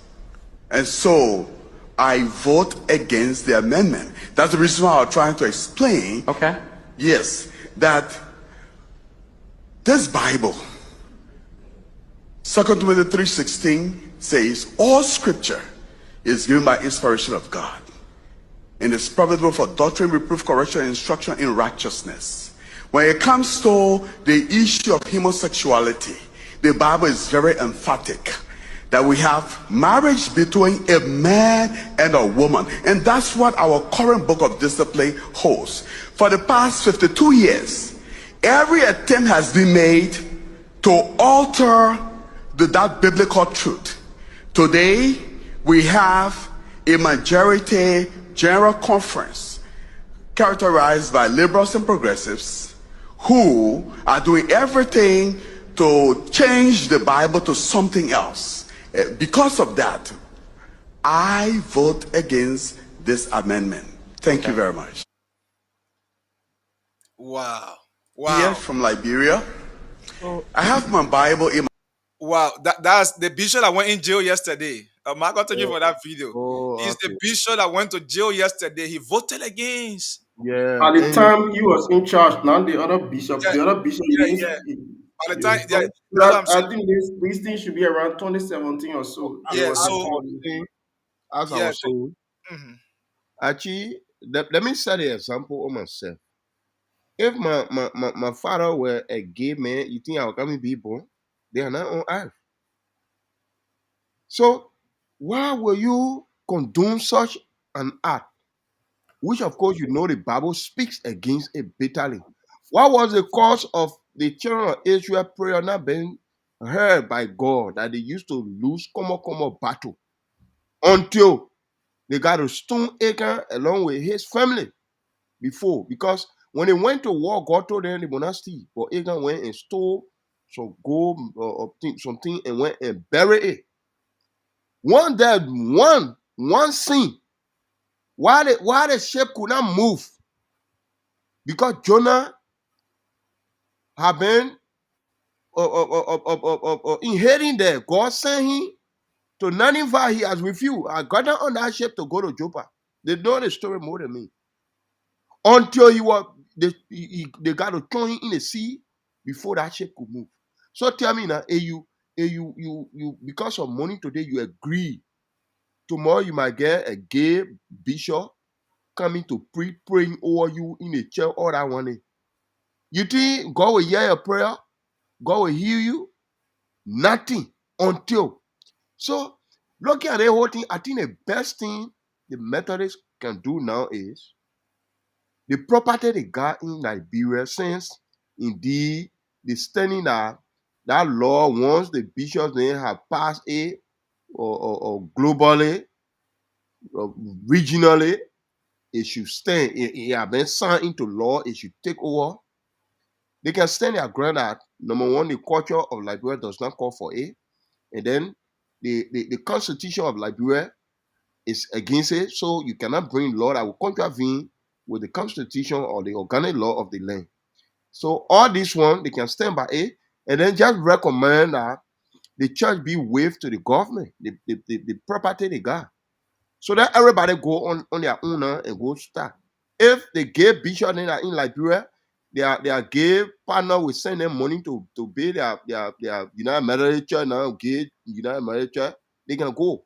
Then the global people too, they go by themselves and struggle, because you can't say they must divide again, it will not hold. So then they just waive that whole property they got in Liberia to the government.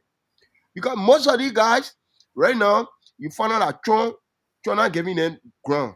In fact, the main executive order now in America now, that two gender there now, male and female. So, in fact, the other one, in our state now, our governor just passed it that the right that the LGBTQ children had before, they will not be having it when it comes to bathroom thing. So, if you were man before, you turn to woman, you will go to man bathroom. It already been passed. It's not into law. So you will find out that most of them have left America already. They are going to other areas to reside. So in Liberia now, Liberia agreed to it. You will find out most of them will be coming to Liberia now to come preside over the church, to come use their money. What's the essence? Even puppy dog cannot do that thing. Then somebody tell me now that dog, man dog and man dog, the two of them, they meet together. So Tina, if God look at us, human being, and make us high class and give all that dominion, you see snake in a bush, snake will be running from you. You see any animal, it's just that maybe some of them they can be jammed, they can try to fight in defense. In fact, most of those animals that can try to harm people, they can be in a sun, man. They can be in a sun, man. But any wild animal see you in the forest, it will run away. God gave you that power. Then you're abusing it. Think that dog that you can raise. Dog can't do. You want to tell me dog gets sin more than you? Eh? Then you, human being, you doing it. You giving credence to it. You're not going to drag gay person from coming to your church. They can come. You can preach to them. But for them to be bishop to own position in the church, that they want, all are here are against. So all I think they can do is that property that they waive it to the Liberian government, or the United Methodist Church property that in Liberia, let them all stand and waive it to the government. Let everybody go find their own churches now. Their own church. If they gay people, their gay partner around the world with sending them money to pay their gay church in Liberia. That one, it deal with them to take that risk and see whether they would meet it. But fighting, I think this fight will not stop. You can't impose on the people that they are struggle. Whether you brought your money from abroad, you pay the church, that the people were on ground there. They the one been guarding their property, they been there. So they got right to. Everybody has right. All they gotta do is wave the property to the government, the schools or the churches or everything, wave it to the Liberian government and go find a level. That's my own recommendation. Thank you. Okay, Michael, I hear you. 18 people won't kill themselves for that easy we hear with it. Yeah, so now the property business bringing the whole problem now. But not the best way. Anyway, it's not an easy thing though. So Reverend Kula, I think he was one of those who has been advocating for that same issue about against same sex.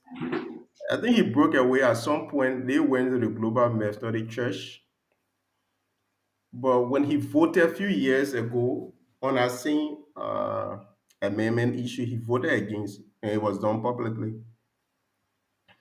But the recent one, we don't know whether this bishop in Yeah, question voted for. yeah. Or he Yesterday voted against. that's the question I asked. I asked the superintendent in Ganto because I went at the Methodist Church in Ganto yesterday. When the police persons were there, so I went there and I asked that question. So they too cannot tell us what are the decision. Whether the bishop voted for or Yeah, the bishop voted against. So it's a whole controversial thing about that whole voting process that happened. But the Methodist Church, the Bishop Samuel Koya, man, he has failed the church. Let me tell you this stigma about gay. If we in a girl Methodist Church, we're going to move from there. I tell The you. Liberian society will find ourselves. Right. It's an uphill task. You saw you didn't see the other video yesterday when I booing the pastor, they call him fair K pastor, fair K pastor. Oh, you see the other video? So, like you said, it's an everlasting stigma. There's another thing. The pastor that went to the church there in 72nd yesterday, the police had to be guarding him to get him from there because they put a behind fair K pastor, why fair that? K pastor, K pastor. Police had to protect you. So you coming back now. The first thing is that the issue of growth is under attack. Because the people that even get in the chair, I think new people supposed to out of the income out of easily. The people that get in the chair, they the one who start going.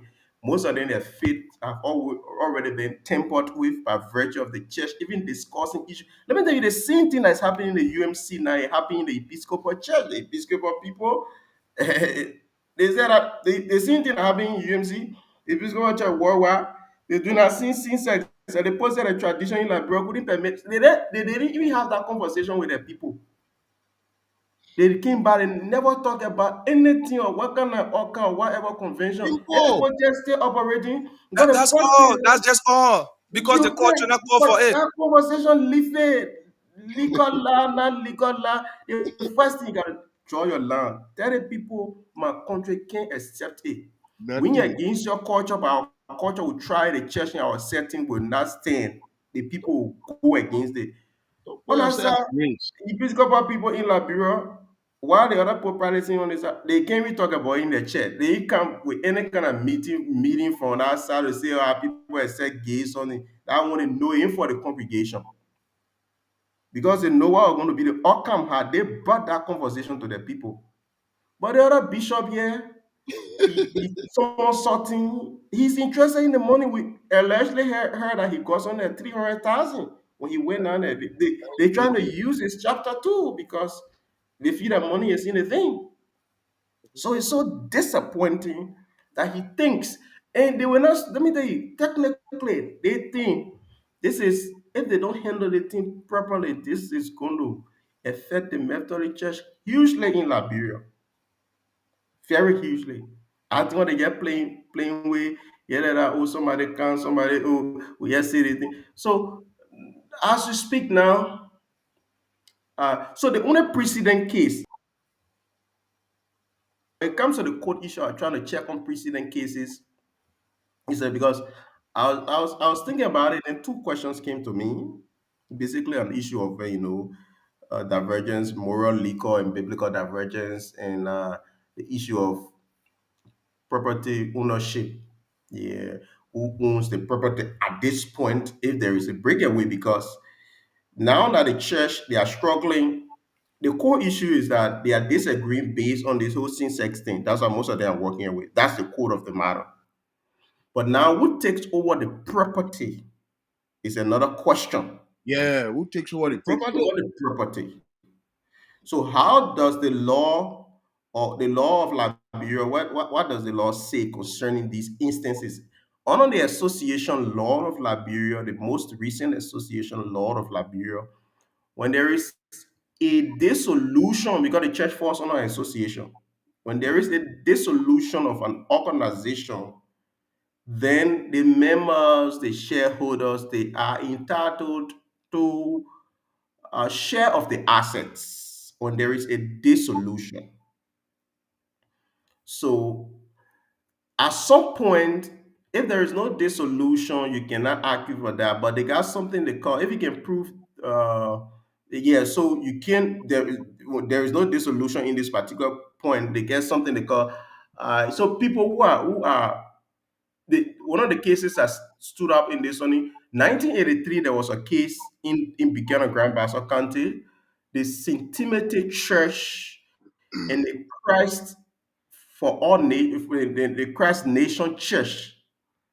So the Church of Christ, the Church of Christ for Nation Church. So the pastor was part of the St. Timothy Church originally. He was a member of the St. Timothy Church. He became a pastor of the St. Timothy Church. Then he bought a land while as pastor of the St. Timothy Church, and he built the place as pastor of the St. Timothy Church. But when he bought the land under the auspices of the St. Timothy Church. So when there were disagreement at the point in time, he decided to walk away with his congregation and the church. Then they ended up to court. Then when they went to court, the magistrate court there, the circuit court there had, wanted to try to judge in favor of the fact that the person in question, they the one when they bought the place and all that. But when they took it to the Supreme Court reversed the decision. The Supreme Court said that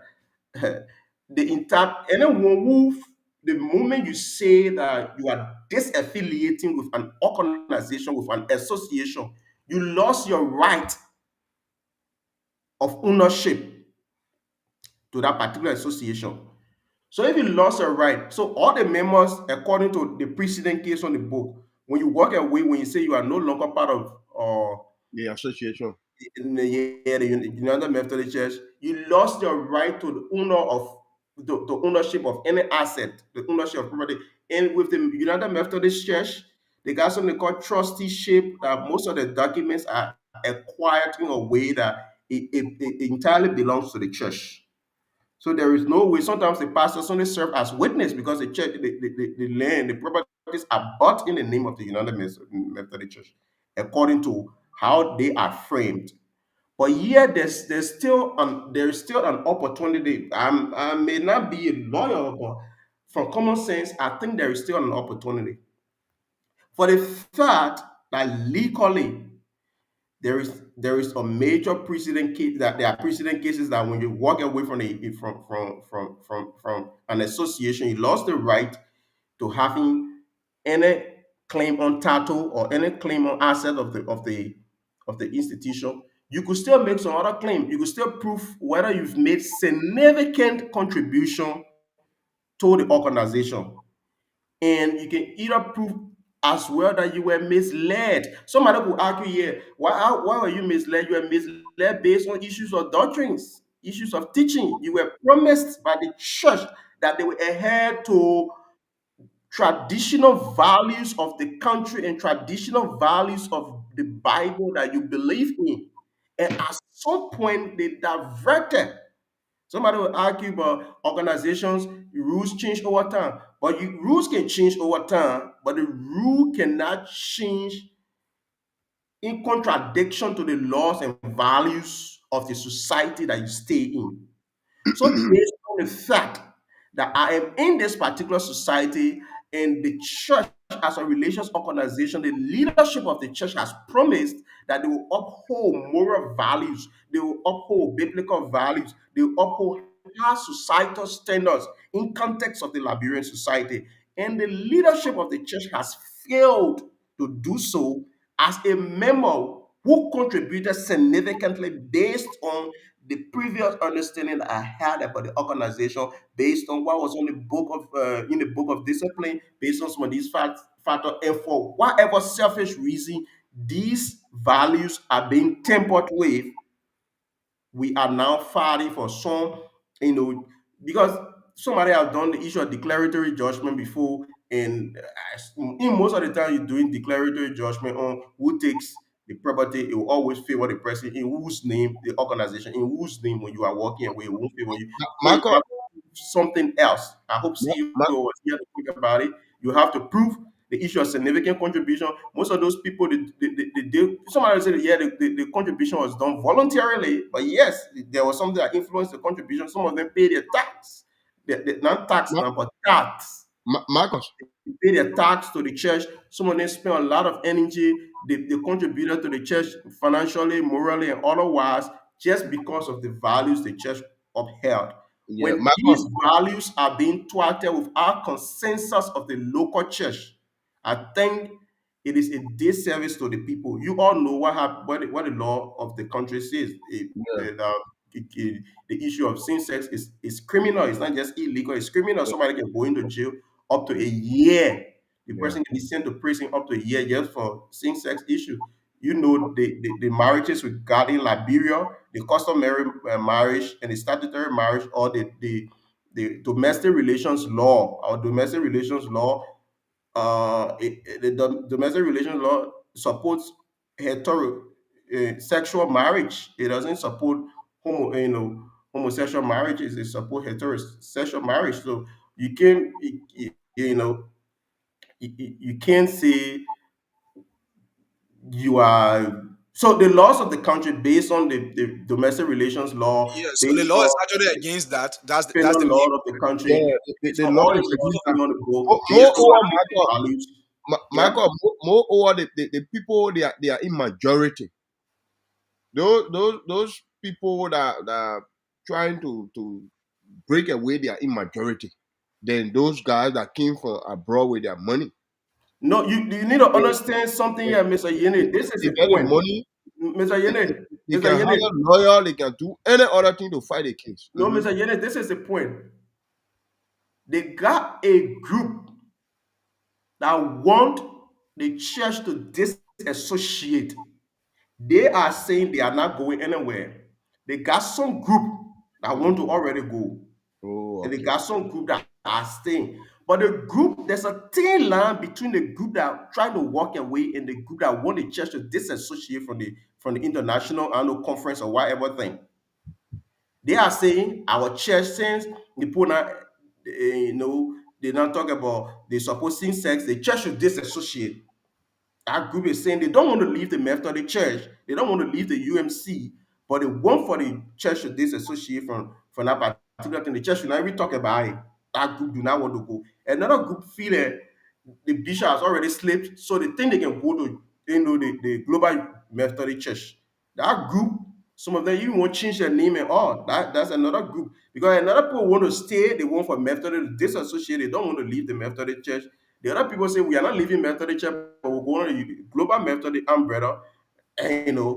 But the Global Methodist left the International Methodist Church only since something, I think, since 2016. So leaving the Global Methodist, leaving the UMC, going to the Global Methodist Church, it seems like leaving the Methodist Church. That's what it appears to be. But there's a very thin line between the two people who want, between the other men who want to go to Global and the other men who want to stay, but the law should be done. They don't want that consideration to be held in the church. And the other people who say, oh, we can just accept anything. The people who won't accept anything, that they don't care people. There's two group of people who want to accept something. The men who benefiting from the ma and the men who just feel church by anything you be. Those guys who believe you can get that the free thinkers. So the free For me, thinkers are there who go to church once in a while, or who you feel that you're supposed to be part of an organization as a church. They are not deep Christians, Mm-hmm. and you where for you me, want to be. Michael, for me, I think the people that want to break away are taking the right decision, because the people that say they want to stay has been in a situation where the bishop just can't just forget about it and did not make it clear to the congregation on the conference at either Ganda or Banga. I said, Ben, where the bishop did not do so, and just leave it and say that thing, even when I talk about it, it will not work, it will come and be different. But they have been told now that it's part of the church. So when you stay, you say that thing, it will not work yet. You lie. Time will come tomorrow. You will not be surprised to see gay bishop coming to the church to take What is over. the No, but moral? that's What the is the bottom moral? line. When you accept it, it means people from other part of the world, gay pastors can come and you will recognize them Everything. in the church. In You the will You church, even yeah. give recognize them a podium in your church to you talk. Yeah, so okay. So it's not two gay compulsory that pastors can it's not come. compulsory that you marry. It's not compulsory that You will, you marry gay men or no, you will lesbians. not Or, marry gay people under the yeah, it's Liberian law. or, It's but not they permissible will under come the they Liberian will come They law. to will preach come. the gospel to They you. will come They to will, preach the gospel. You So can't that's the deny them point. from the podium. You will not deny them. Yeah, the so Methodist congregation is such a Yeah. way that a pastor in America can be a pastor to the church here. He can come anytime to the church and Can house, travel anywhere. and you can give him access to the church. Yeah. okay, so I think we have said a lot. Folks, if you're just joining us, this is Wake Up Call on Blaze Radio 90.7. My name is Archie Sebob, and I'm here with Mr. Yene and Michaels. So together, the CEO was also here. We brought you the result from our opinion pool conducted over the weekend, and we also bring you a gist of the happenings yesterday at the United Methodist Church between the United and the Global. So at this juncture, we will now open the phone lines to hear from you. And the numbers to call 077907907 Good morning. Good morning, brother Archie. How you coming on? I'm good. What is your name and where you call from? Oh, this is Abel Kemagaya in Caldwell. Okay, go ahead. Thank you for the show. You know, the other brother Michael, even though I don't know his last name, you know, you don't compare opinion pool, you bring sentiment in opinion pool. Your way of giving your back check for the opinion pool that were conducted, it shows the side that you on. You are saying to us that Samuel Koga will have a strong fight with Mark Brewan and Garrison Yellow, but then you are telling us that Ile Gongo where we move smoothly from the Madam Belt. Who said Do that? not over Anthony Amio. Marco, that what he said. No, that And No. looking Martinique No. Tinga. I We didn't are say that. saying here, you know went to Actually, Tapeta, that you means know went that to or maybe Tapete, you made mistake with you your know name. went to Ban. These are key areas that actually, you can, and you it's need too to be soon. able to get out with the guy. He It is lied. too soon now to start I think taking you side or in you April is the election, so I don't think yeah, that's yeah. too soon. Yeah, April 22nd, I think almost 2 months for when the you election. concluding you made a So clarity. anything can be played there and whatsoever. I am telling you, the election, the opinion pool that was conducted, yes, I agree. It was a fair opinion pool that you did. And I am telling you, either Gongo where you stay on a broken stick because I've announced you, now you have a party now to go. The Samuel Koga, it is clear beyond all reasonable doubt he will be supported by the government. So definitely, you will find out there will be some interplay that will go on there. So no one should get a trump card to either Gongo where you're saying Mark Timba will sit down, no one will vote for him, Une or Garrison Yellow and Mark Brewan. No. There will be a serious fight, and if she just say that, now they always come second. 2014 she came second, 2020 she came second.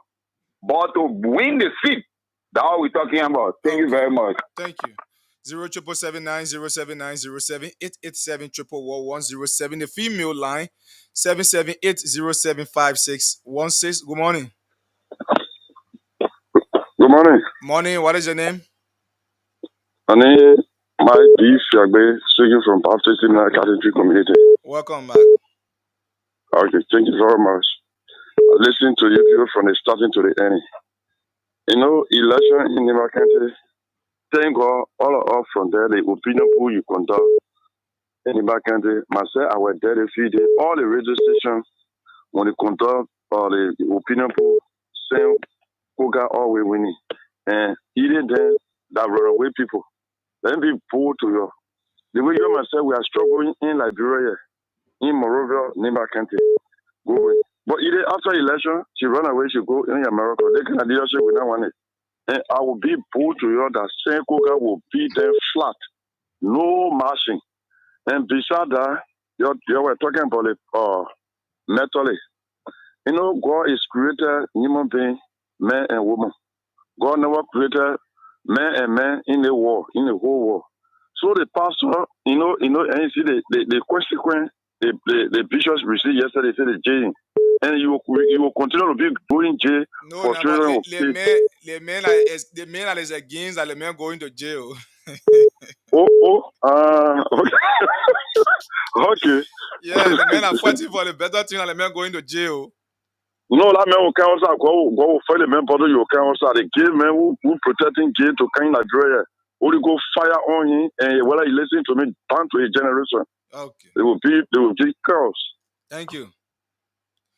777-907-907-887-11107. The female line 778-075616. And the WhatsApp line +231-888-577-7750. Good morning. Yeah, good morning, Chief. What is your name and where you call from? My name is Benjamin Baju. I'm calling from Abyssinian. Go ahead. Yeah, certain things I'm hearing what I give you. I think without warning our country, our president of home more behind the people there, they will stop them, they will not enter here.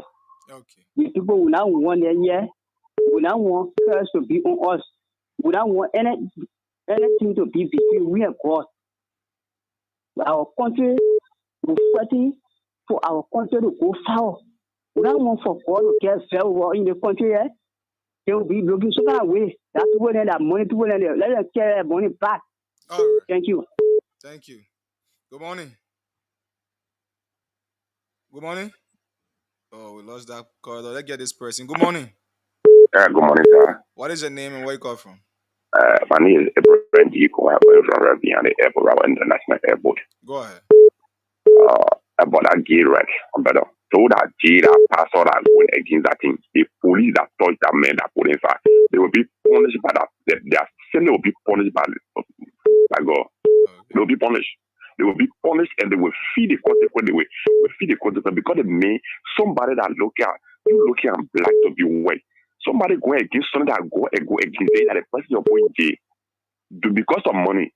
Do police and brother, they will feel the weight from God. Okay. Thank you. Yeah. Thank you. Good morning.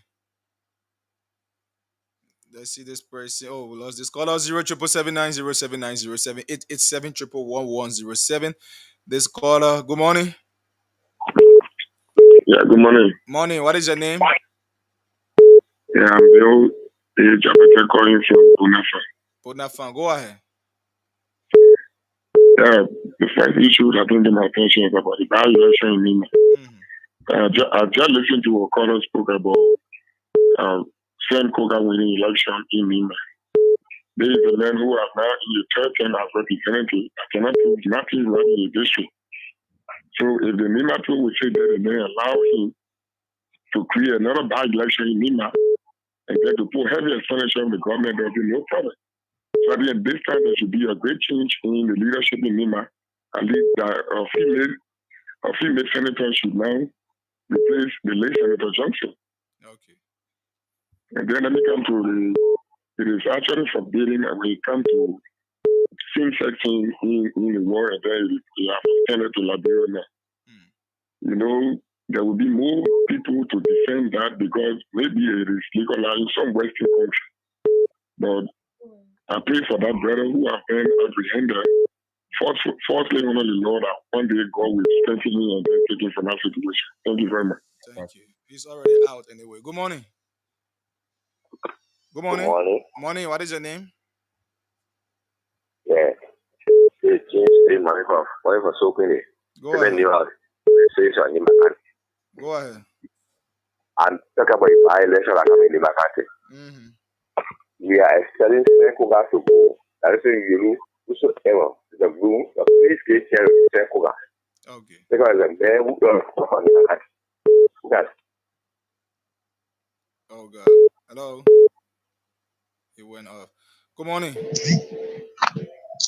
Morning. Morning. What is your name? Samuza is my name. I'm calling from Johnson Street. Go ahead. Actually, this country now is falling. So we want to the people want to tell us that the dog cat gets sent more than all. With a human being that God created, the own image. Dog will never go with mad dog. Mad dog will never go with mad dog. Woman dog will never go with woman dog. So only men can go with men. Why they put decide to destroy the country? Okay. My brother, that would pray that God will help us. Okay. And the country will change. Thank you this morning. Thank you. Good morning. Yeah, good morning. Good morning. Please lower your radio. Okay. I'm talking to you from Bomi. Which part of Bomi you call from? I'm calling from Tamapa. Go ahead. Yeah, I'm not talking much about the Limba by-election. I'm talking about the system that the better introducing Nigeria.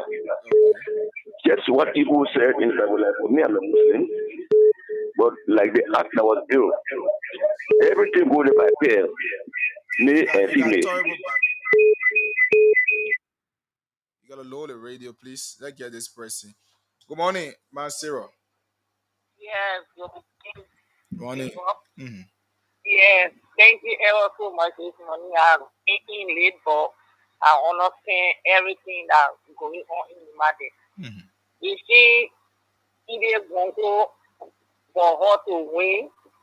It was going to be landslide. But the divine on Nima Kante, she said, when she comes to power, Nima will be divided into two counties. She will find it difficult. So how about Koga too, who been saying the same thing? Koga been saying all the people that Koga that agree with God, because you represented that the thing that made the country go nowhere. You represented, then you get out, you need a space, then you go run for senator so they will come by election. Different person in Nima Kante, and now in favor of two of them. Okay. And now in favor of two of them. All right. Then, yeah, thank you. Okay. Let's see this person. Good morning, Nancy. Yeah, good morning, again. I'm good. Sorry, today I'm sick, so I don't really know how you started about the election before. I want to say something about it. Okay, sorry. Get lost. The people in Nima, what I want to tell our people is they should know that the tribalism causing problem for us. The election, what they coming to, they should be fair enough to know the person that will go there to Ali release or to take care of us, to replace our late senator. It should not be because the person is my cousin, because the person is man, because the person is Gio. They should really ask God to put the rightful person there before we start suffering again. Other people been repeating in the power here, they have not done anything for people. Okay. So let them put the tribalism aside. All right. Thank you. Good morning. Good morning, Bayoga. Yeah. How was the weekend? Yeah, my weekend was great. Yeah. Yeah, thank you for the call this morning because for me, I always listen to you. Yeah. I want to win Nima Kante people when they go in election, they must go there peace. Anybody win, they must be farm for them, they must come as one. But I want to go to the gateway. The person who don't want to get you know, God made everything by fair. Man, woman. Everybody says that one girl. If I can see, I want to ask you one question. The end on the ground. What you not see to I go for end man to go there. So you want to tell me we the human being that we're not guessing? Come be everybody go. Come be everybody papa no. So the person that was say, oh yeah, I go get where for me that will go fire. Come here away. Because you see, if there's a snake or the pen of gas, you never see one day from there and never work. Then we the human being there. You look at a free man, then what God may move for. All right. Yeah. Thank you. Okay. Good morning, Joseph Tamba. Yeah, good morning, Brother Archie. Let me say good morning to your analysts as well. For the public, my name is Joseph Tamba, and I'm from District Number 6, Mossoro County. Brother Archie, for this gay issue, the only thing we Liberians will continue to pray into the Baptist Church. Because if you follow the history of Liberia, the policy makers, the decision makers of our country, more especially when it comes to presidency, has to do with the Methodists and the Baptists. So that's the only prayer we should continue to pray. But as long as they enter the Methodist Church, under no condition, it will be removed. Now, you'll see, every time you see services being aborted by people, because a law it came from the top, and now it entered Liberia. But actually, we have to be prayerful. Okay. Now, on the issue of this Nimba Kante thing, as we always see on this platform, that people forget about elite. Who is elite to go and win election in Nimba? The Koka will win. That people are saying they may already get job. All the people who had job here and they left it, they ascend to different position. Look at your former president. Look at your president VP. You look at your former vice president, and others. Okay. So this is not the first time. So that people forget who produce. All right. Thank you. No time. Quick. Good morning. Good morning, sir. How you doing, brother? I'm good. What is your name? To the point. The name is Siliki Kuma, calling from Morrissey Farm. Nimba City. Okay, from Nimba. Hello? Yeah, I'm getting you. Go ahead. You see the time in this country, I'm not asking our vice president to move himself from this Nimba County politics. Nimba County should not be, this country should not be unity party state. Because now, as we are going in Nimba, the junior senator in Nimba County for Unity Party. The president, the vice president for Unity Party. They are kind of no Unity Party to go there. So, we have all of the Liberians that are vocals that will speak for them on behalf of Liberians. That Jeremiah who move himself for this party, that Nimba County choose their own leader. All right. It is very wrong. It's very wrong. We have a lot of people in Nimba County that's educated. They are learning, they are not working. Same way is working. We can get other post chance. Thank you. Men are guys, you're not working. They're starting for every time. Thank you. Okay. Good morning. Good morning. Oh, God, we lost this person. Few calls. We just concluded. Get this person right here. Good morning. Good morning. Morning. What is your name? Hey, Josh Kissy calling from Chigotown. Go ahead. Yeah, the issue in another church, for me, I suggest that government will come in. Because it happened whenever that came here, at the time, there's a charter sent a Cuba and his president and someone was charged around here. So, certain things in the country, if government come just look at it, it might be killing. So, I saw government will come in now. Thank you. Thank you. Good morning. Hello, good morning. Morning. What is your name? I'm Joe Nyakwe Flomo. I call from Ominga. Go ahead. Yeah, I get problem with the police. The police is somebody who stay against certain things. Then they can arrest that person and put them in jail. Then you don't think that they are part of these people too. They are part of them. All so right. That means we accuse the government too. Because they are part of the government, the police. Okay. So we accuse the government. Thank you. That they are part of the give right. Thank you. Thank you. Good morning. Yeah, Brother Haji. Morning. What is your name? Kemuga, I want to know who is the party chairman for CNC. CNC people, I already know the party chairman. Good morning. Oh, God. Good morning. Yes, good morning. Morning. What is your name? Well, my name is Alfred. We are calling from the VOA community. Go ahead. Let me appreciate you this morning. Topic on a discussion. Well, it relates to the election in Nimba County. let me say the people of Nima gave Samuel Kogas 6-year mandate to implement. Why are we doing that kind of thing? I'm saying if we need to face the constitution, when you're going for by-election, why you still have some years remaining, then your other seat should be, the seat you leaving should be up for grab. So when you lose the election, then immediately somebody can take over your seat and you just go and sit down. That one. Number two, as it relates to the Methodist Church, I will say I condemn the act and the actions by whoever in the Methodist Church, where it coming from to say man should have things in common with woman should have things in common. Let me be factually clear or categorically clear to you, my brother. If I am the one implementing war in Liberia, I will put 2 men in room. If I get in 6 months, everything they want, I give it to them. If they can produce child, then I will kill them in the country. You can produce Thank you. 6 more town. Oh God, so interesting. Well, folks, let's get a few more, maybe 3 or 4 callers.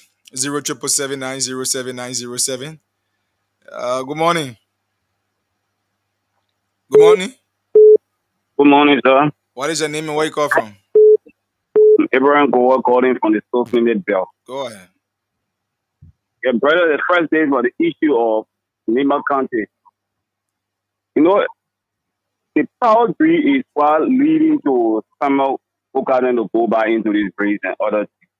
President Biden shouldn't be very, very nice. He started to put it that way. I think because somebody jump over body means that they are the godfather of Nima County, so you should elect them to power. That's one you should look at. And all of these people that are in the race, let the Biden look at what they have done for the Biden, what they have done within that county before electing somebody within that county. Okay, the issue of the church is because of power, is because of money. That today, the Methodist people are agreeing to this thing. Because they know that those that form themselves within a great thing, majority of them are people that have money.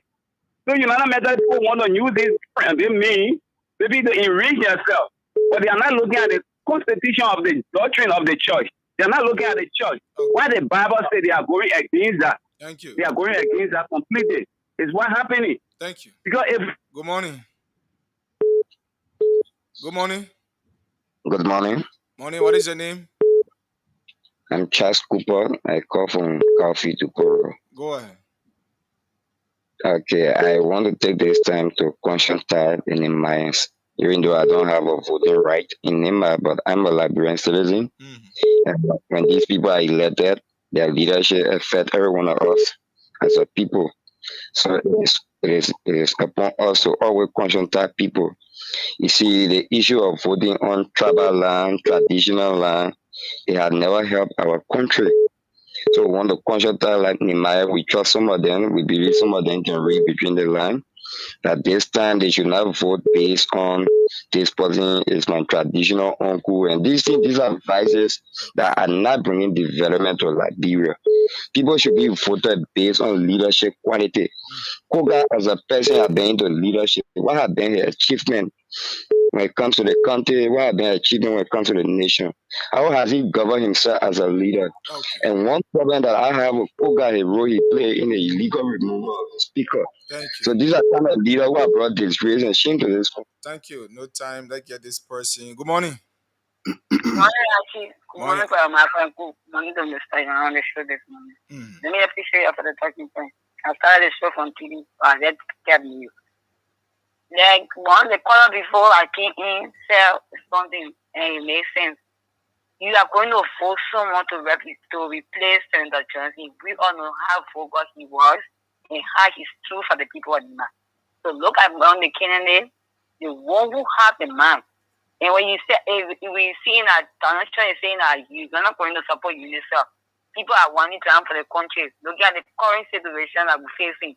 Are you going to force someone who you have given 18 years old and you can't see nothing? You think that you're going to see your son like when they become senator, you see after giving them 18 years. I hold the people on Nima, although I'm from Nima, I don't have a right, I'm on district number 7. And I don't have a saying when it comes to voting. But you people always keep making mistakes within our country. I hope you people think twice this time and make a very strong one for the benefit of the country. Thank you. Thank you. Let's get this person our final caller. Good morning. Good morning, sir. Actually. Morning. What is your name? Yeah, I'm Johan Tasla. A call that are going against Michael. You guys are on the radio with respected people. You guys are educated people. Those that even you can reside in the place there. That call that are going against Michael, at least agree with him. Because Michael and their analysts, together with you, they sit now on the people radio. They should be, you got to, sector and then fish out some people and to talk. Those people, we can really hold them because we don't, if we keep giving them the credence, maybe talking back at them, give them more credence to continue that. So just leave them for what they say. Right. So, yeah. Okay. For the election, of course, we're not from Nima, but why the people, the other call that the people that they sort of resign from this kind of, resign your first post before you want to go for the second one. Then if you lose that, automatically you will not even be seated in the old post. So the problem is what we are facing, the problem we are facing. Thank you. Okay. Good morning. Yeah, good morning, brother. You are from the caller. Go ahead. What is your name? Yeah, anyway, I'm Thomas Masakoya calling from Portland, Winston. Okay. Yeah, straight to the issue. Yeah, one of the problems I have people understanding in this country is just that kind of way, my brother. There's a reason why more people going to miss the road of heaven. I tell you no lie. You see, those people that call themselves pastors, they are not standing to do the will of God. They only there to preach prosperity messages, just for them to get money to enrich themselves and they and their children. It's what they're running after. But to really teach people repentance, they don't want to do it. And it's very killing us in this country. And God is warning us every day. So look at Proverbs chapter 28, verse 9. And look at Luke chapter 6, verse 46. Proverbs chapter 28, verse 9. God is telling us that he that turn away his ear from his law, even your prayer to him will be abomination. All right, thank you. So, folks, that's it. We are now accepting calls anymore. So let me see how I can get back to Michael and Mr. Yene. As we go from here. So, Mr. Yene, just in 2 minutes, just conclude, as Michael will conclude too as well in 2 minutes. All right, thank you. One thing I want for Nigeria people to know is what affects Nimbayans affects Liberians as whole. What affects Bazolian affects Liberia as whole. You say Hakora is foreign to Liberia. So we should be calling upon Nimbayans to vote Samuel Koga out to tell him to sit down so that there can be no by-election. By-election comes, and now you say coming sponsor that election again, it be happening. That you're seeing government money where it's all take to do some development way, they come and take. They're using it on Nimakane, it come for all Liberian people. So we should be stopping this kind of thing. But you see people still calling, they supporting such act. We should deny the by-election over and over in a play. Somebody said, either can lose elections, he can go America. I mean, these are petty talk, man. But man, Liberia not get a job for people to do in our country. Either they want to go and hustle and put the cartoon somewhere, that the same thing all of us doing here, to send the money home. The development she's doing there, look at it too now. You know how many Liberians depending on either to send her to school?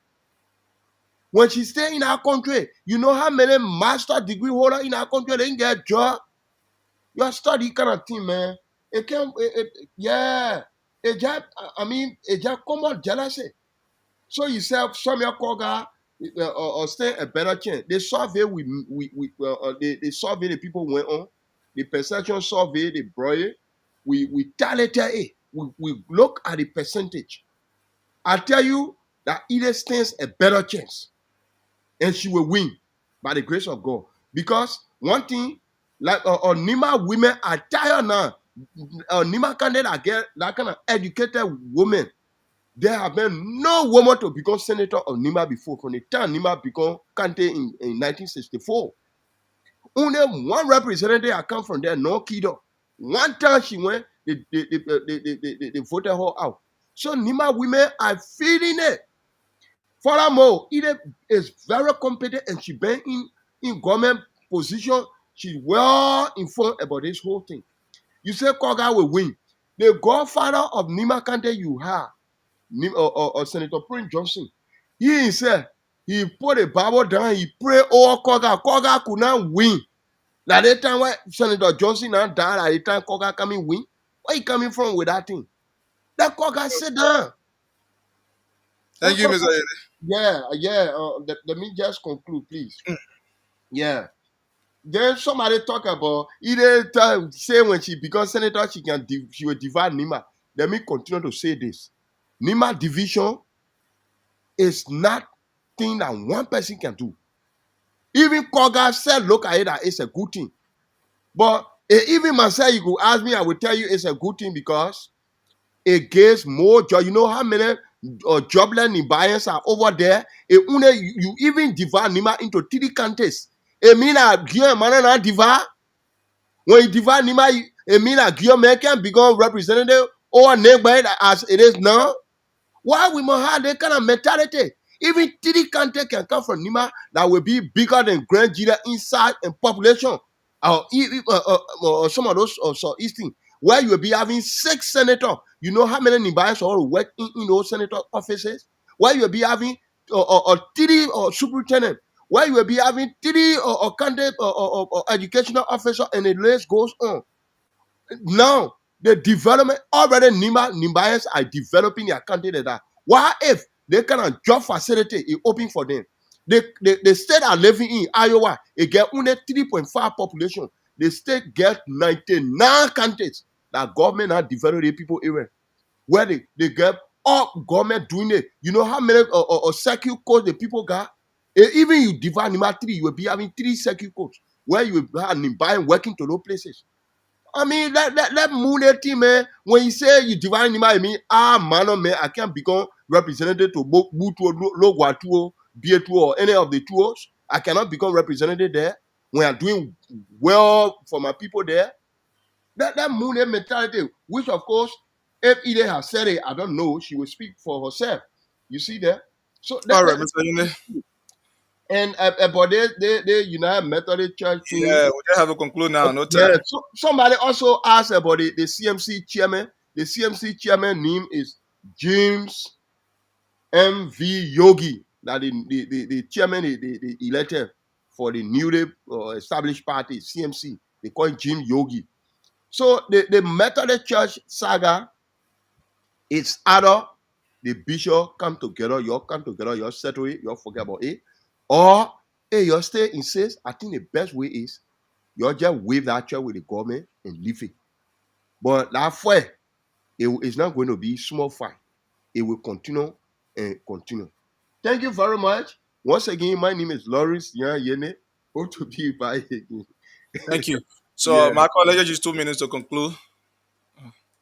Yeah, it was a good thing being here this morning with our people. The first caller, I think he misrepresented what I said. I didn't say what he was saying. He said something like, I don't know, I was biased. I think the person who kept talking about Edith issue was Mr. Yene. I was my statement was particularly about the size, the sampling size. I was concerned about, whether the sample size was large enough, how rammed down it was.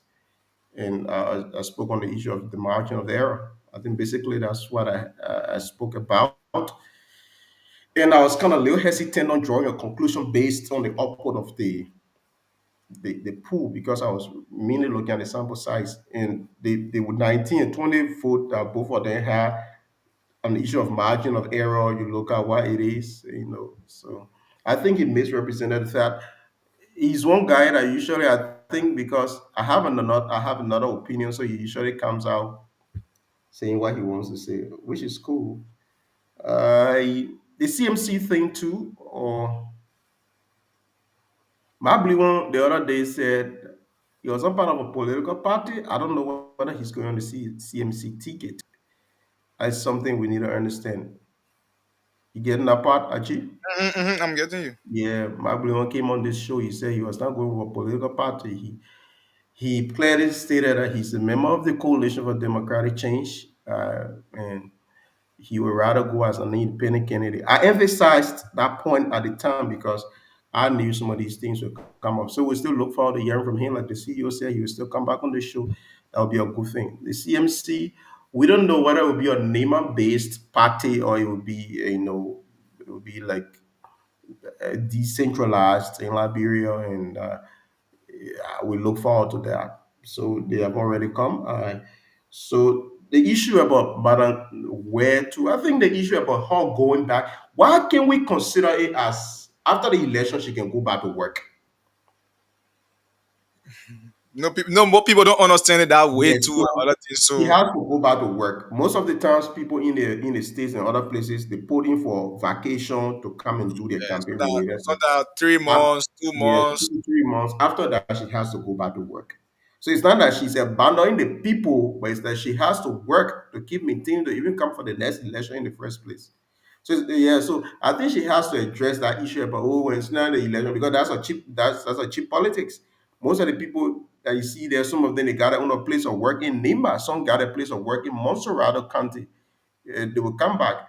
They'll come back. Some of them because their place of work is in Liberia, so they can be in Nima often. Hers is out of the country. Maybe that's why she's out of Liberia for a while. So rather be like, oh, election finish, they won't go back to work to be able to raise some money because election time is capital intensive.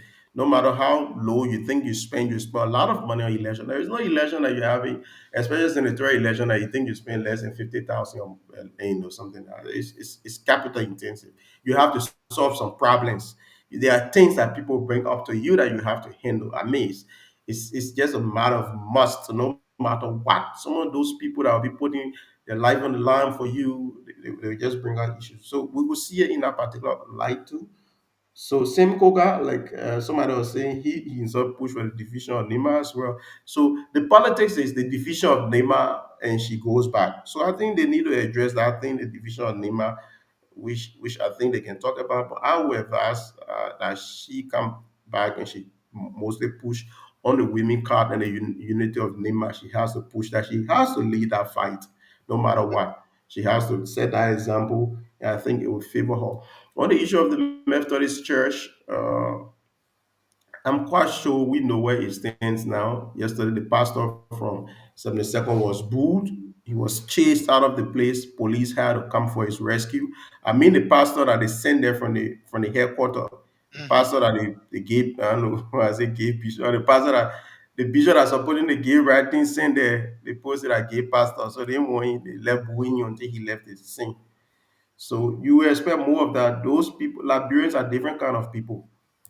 They are not people that you think you hear walk out with certain things and you just that whole gay writing, I don't know who's advising them, but it will it has started backfiring now. It will affect the church greatly. It will even start to affect the school and other institutions that they're having. You should be very careful with that particular thing. So Liberia is not a country that supports gay. I mean, people need to respect people for the cultural diversity. We as a country, we have values, we have traditions, we have culture, we have our moral beliefs, and these are things we hold in high esteem. If you come to our country for the fact that we tolerate you for being what you are, I mean, certain things people need to respect us for certain things. Yeah, in the white man land, you go there, the white man doing it. But let me tell you something. The white man society is not like the Liberian society. Actually, in Liberia, there everybody know each other, everybody move around. You come in Europe, you go in America, all these places, people live their life more privately. Somebody could be a gay. It is just the internet that you see other people showcasing themselves. But somebody will be a gay, the person living their life. You may not even have another place that the people can have community meeting. Sure. You see people, y'all be going to football field together, be having y'all even go to some of those stadiums and now it's not like Liberia, the environment is completely different. The environment abroad, the environment in the West is more private. So the influence of some of these personal lifestyles of people Besides the internet, the influence is very minimal. People do that something differently, but in Liberia, everybody is kind of seeing each other. The society, our culture, our values are completely different. We need to acknowledge that. We need to appreciate that. We need to cherish that, and we need to start trying to, you know, be what others are. We are not them. The uniqueness of our culture being different from the people is what set us apart. We need to appreciate that. So it was a good thing being here this morning. I mean, the callers called already and they shared their thoughts. And I think their thoughts are far more important than some of the things we say. Ours may be based on what we think. Theirs as well are, somehow subject to their opinion, but it matters a lot in as much as we have a lot of people saying what they believe. So we thank the caller who called earlier. I will look forward to being here tomorrow to talk about some more engaging things. Over the weekend, this gone Friday, we had the judgment of the former officials of government. And I believe this week, today, they are going to the court and maybe they will be filing for the Supreme Court. The lead lawyer on the case, throw light on that tomorrow as well. Councillor Johnson, said it is above the pay grade of the judge, the circuit court judge. So he does not have the. It has now come to an issue of constitutional provision. So it has to be interpreted by the Supreme Court, not by a lower court. So as we speak now, the motion was denied. The motion to dismiss the case. So the case.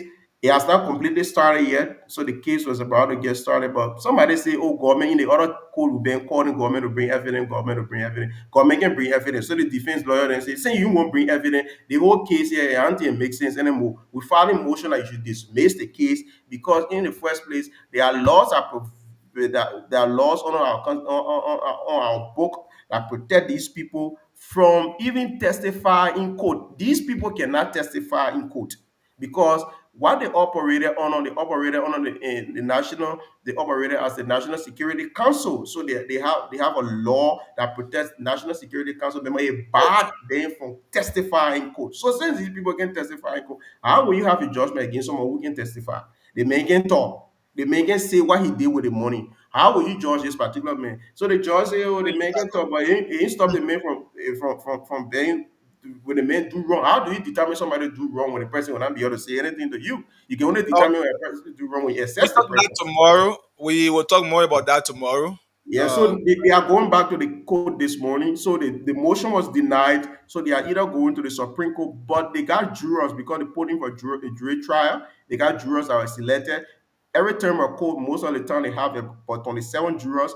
Most of the jurors, they will take about 12 to go on a particular case, and they have about 3 to 5 standby. So basically, sometimes it was 17 or sometimes 15 jurors, but 12 can be on the case. They will set those jurors and they put them in a particular place, and they will have a judgment on that. Either do the lawyer or the judge or the jury trial.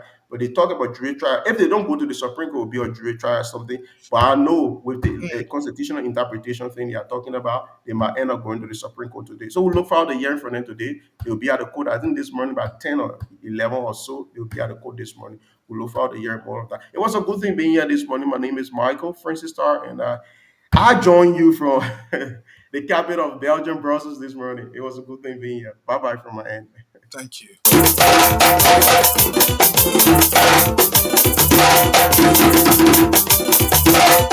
We also want to say many thanks to all of you for your contributions. Thanks for the listening role you play. Join us tomorrow for another wonderful edition of the program Wake Up Call. My name is Archie Sebab Yene. Remember, don't trouble before trouble troubles you. Have yourself a wonderful day ahead of you.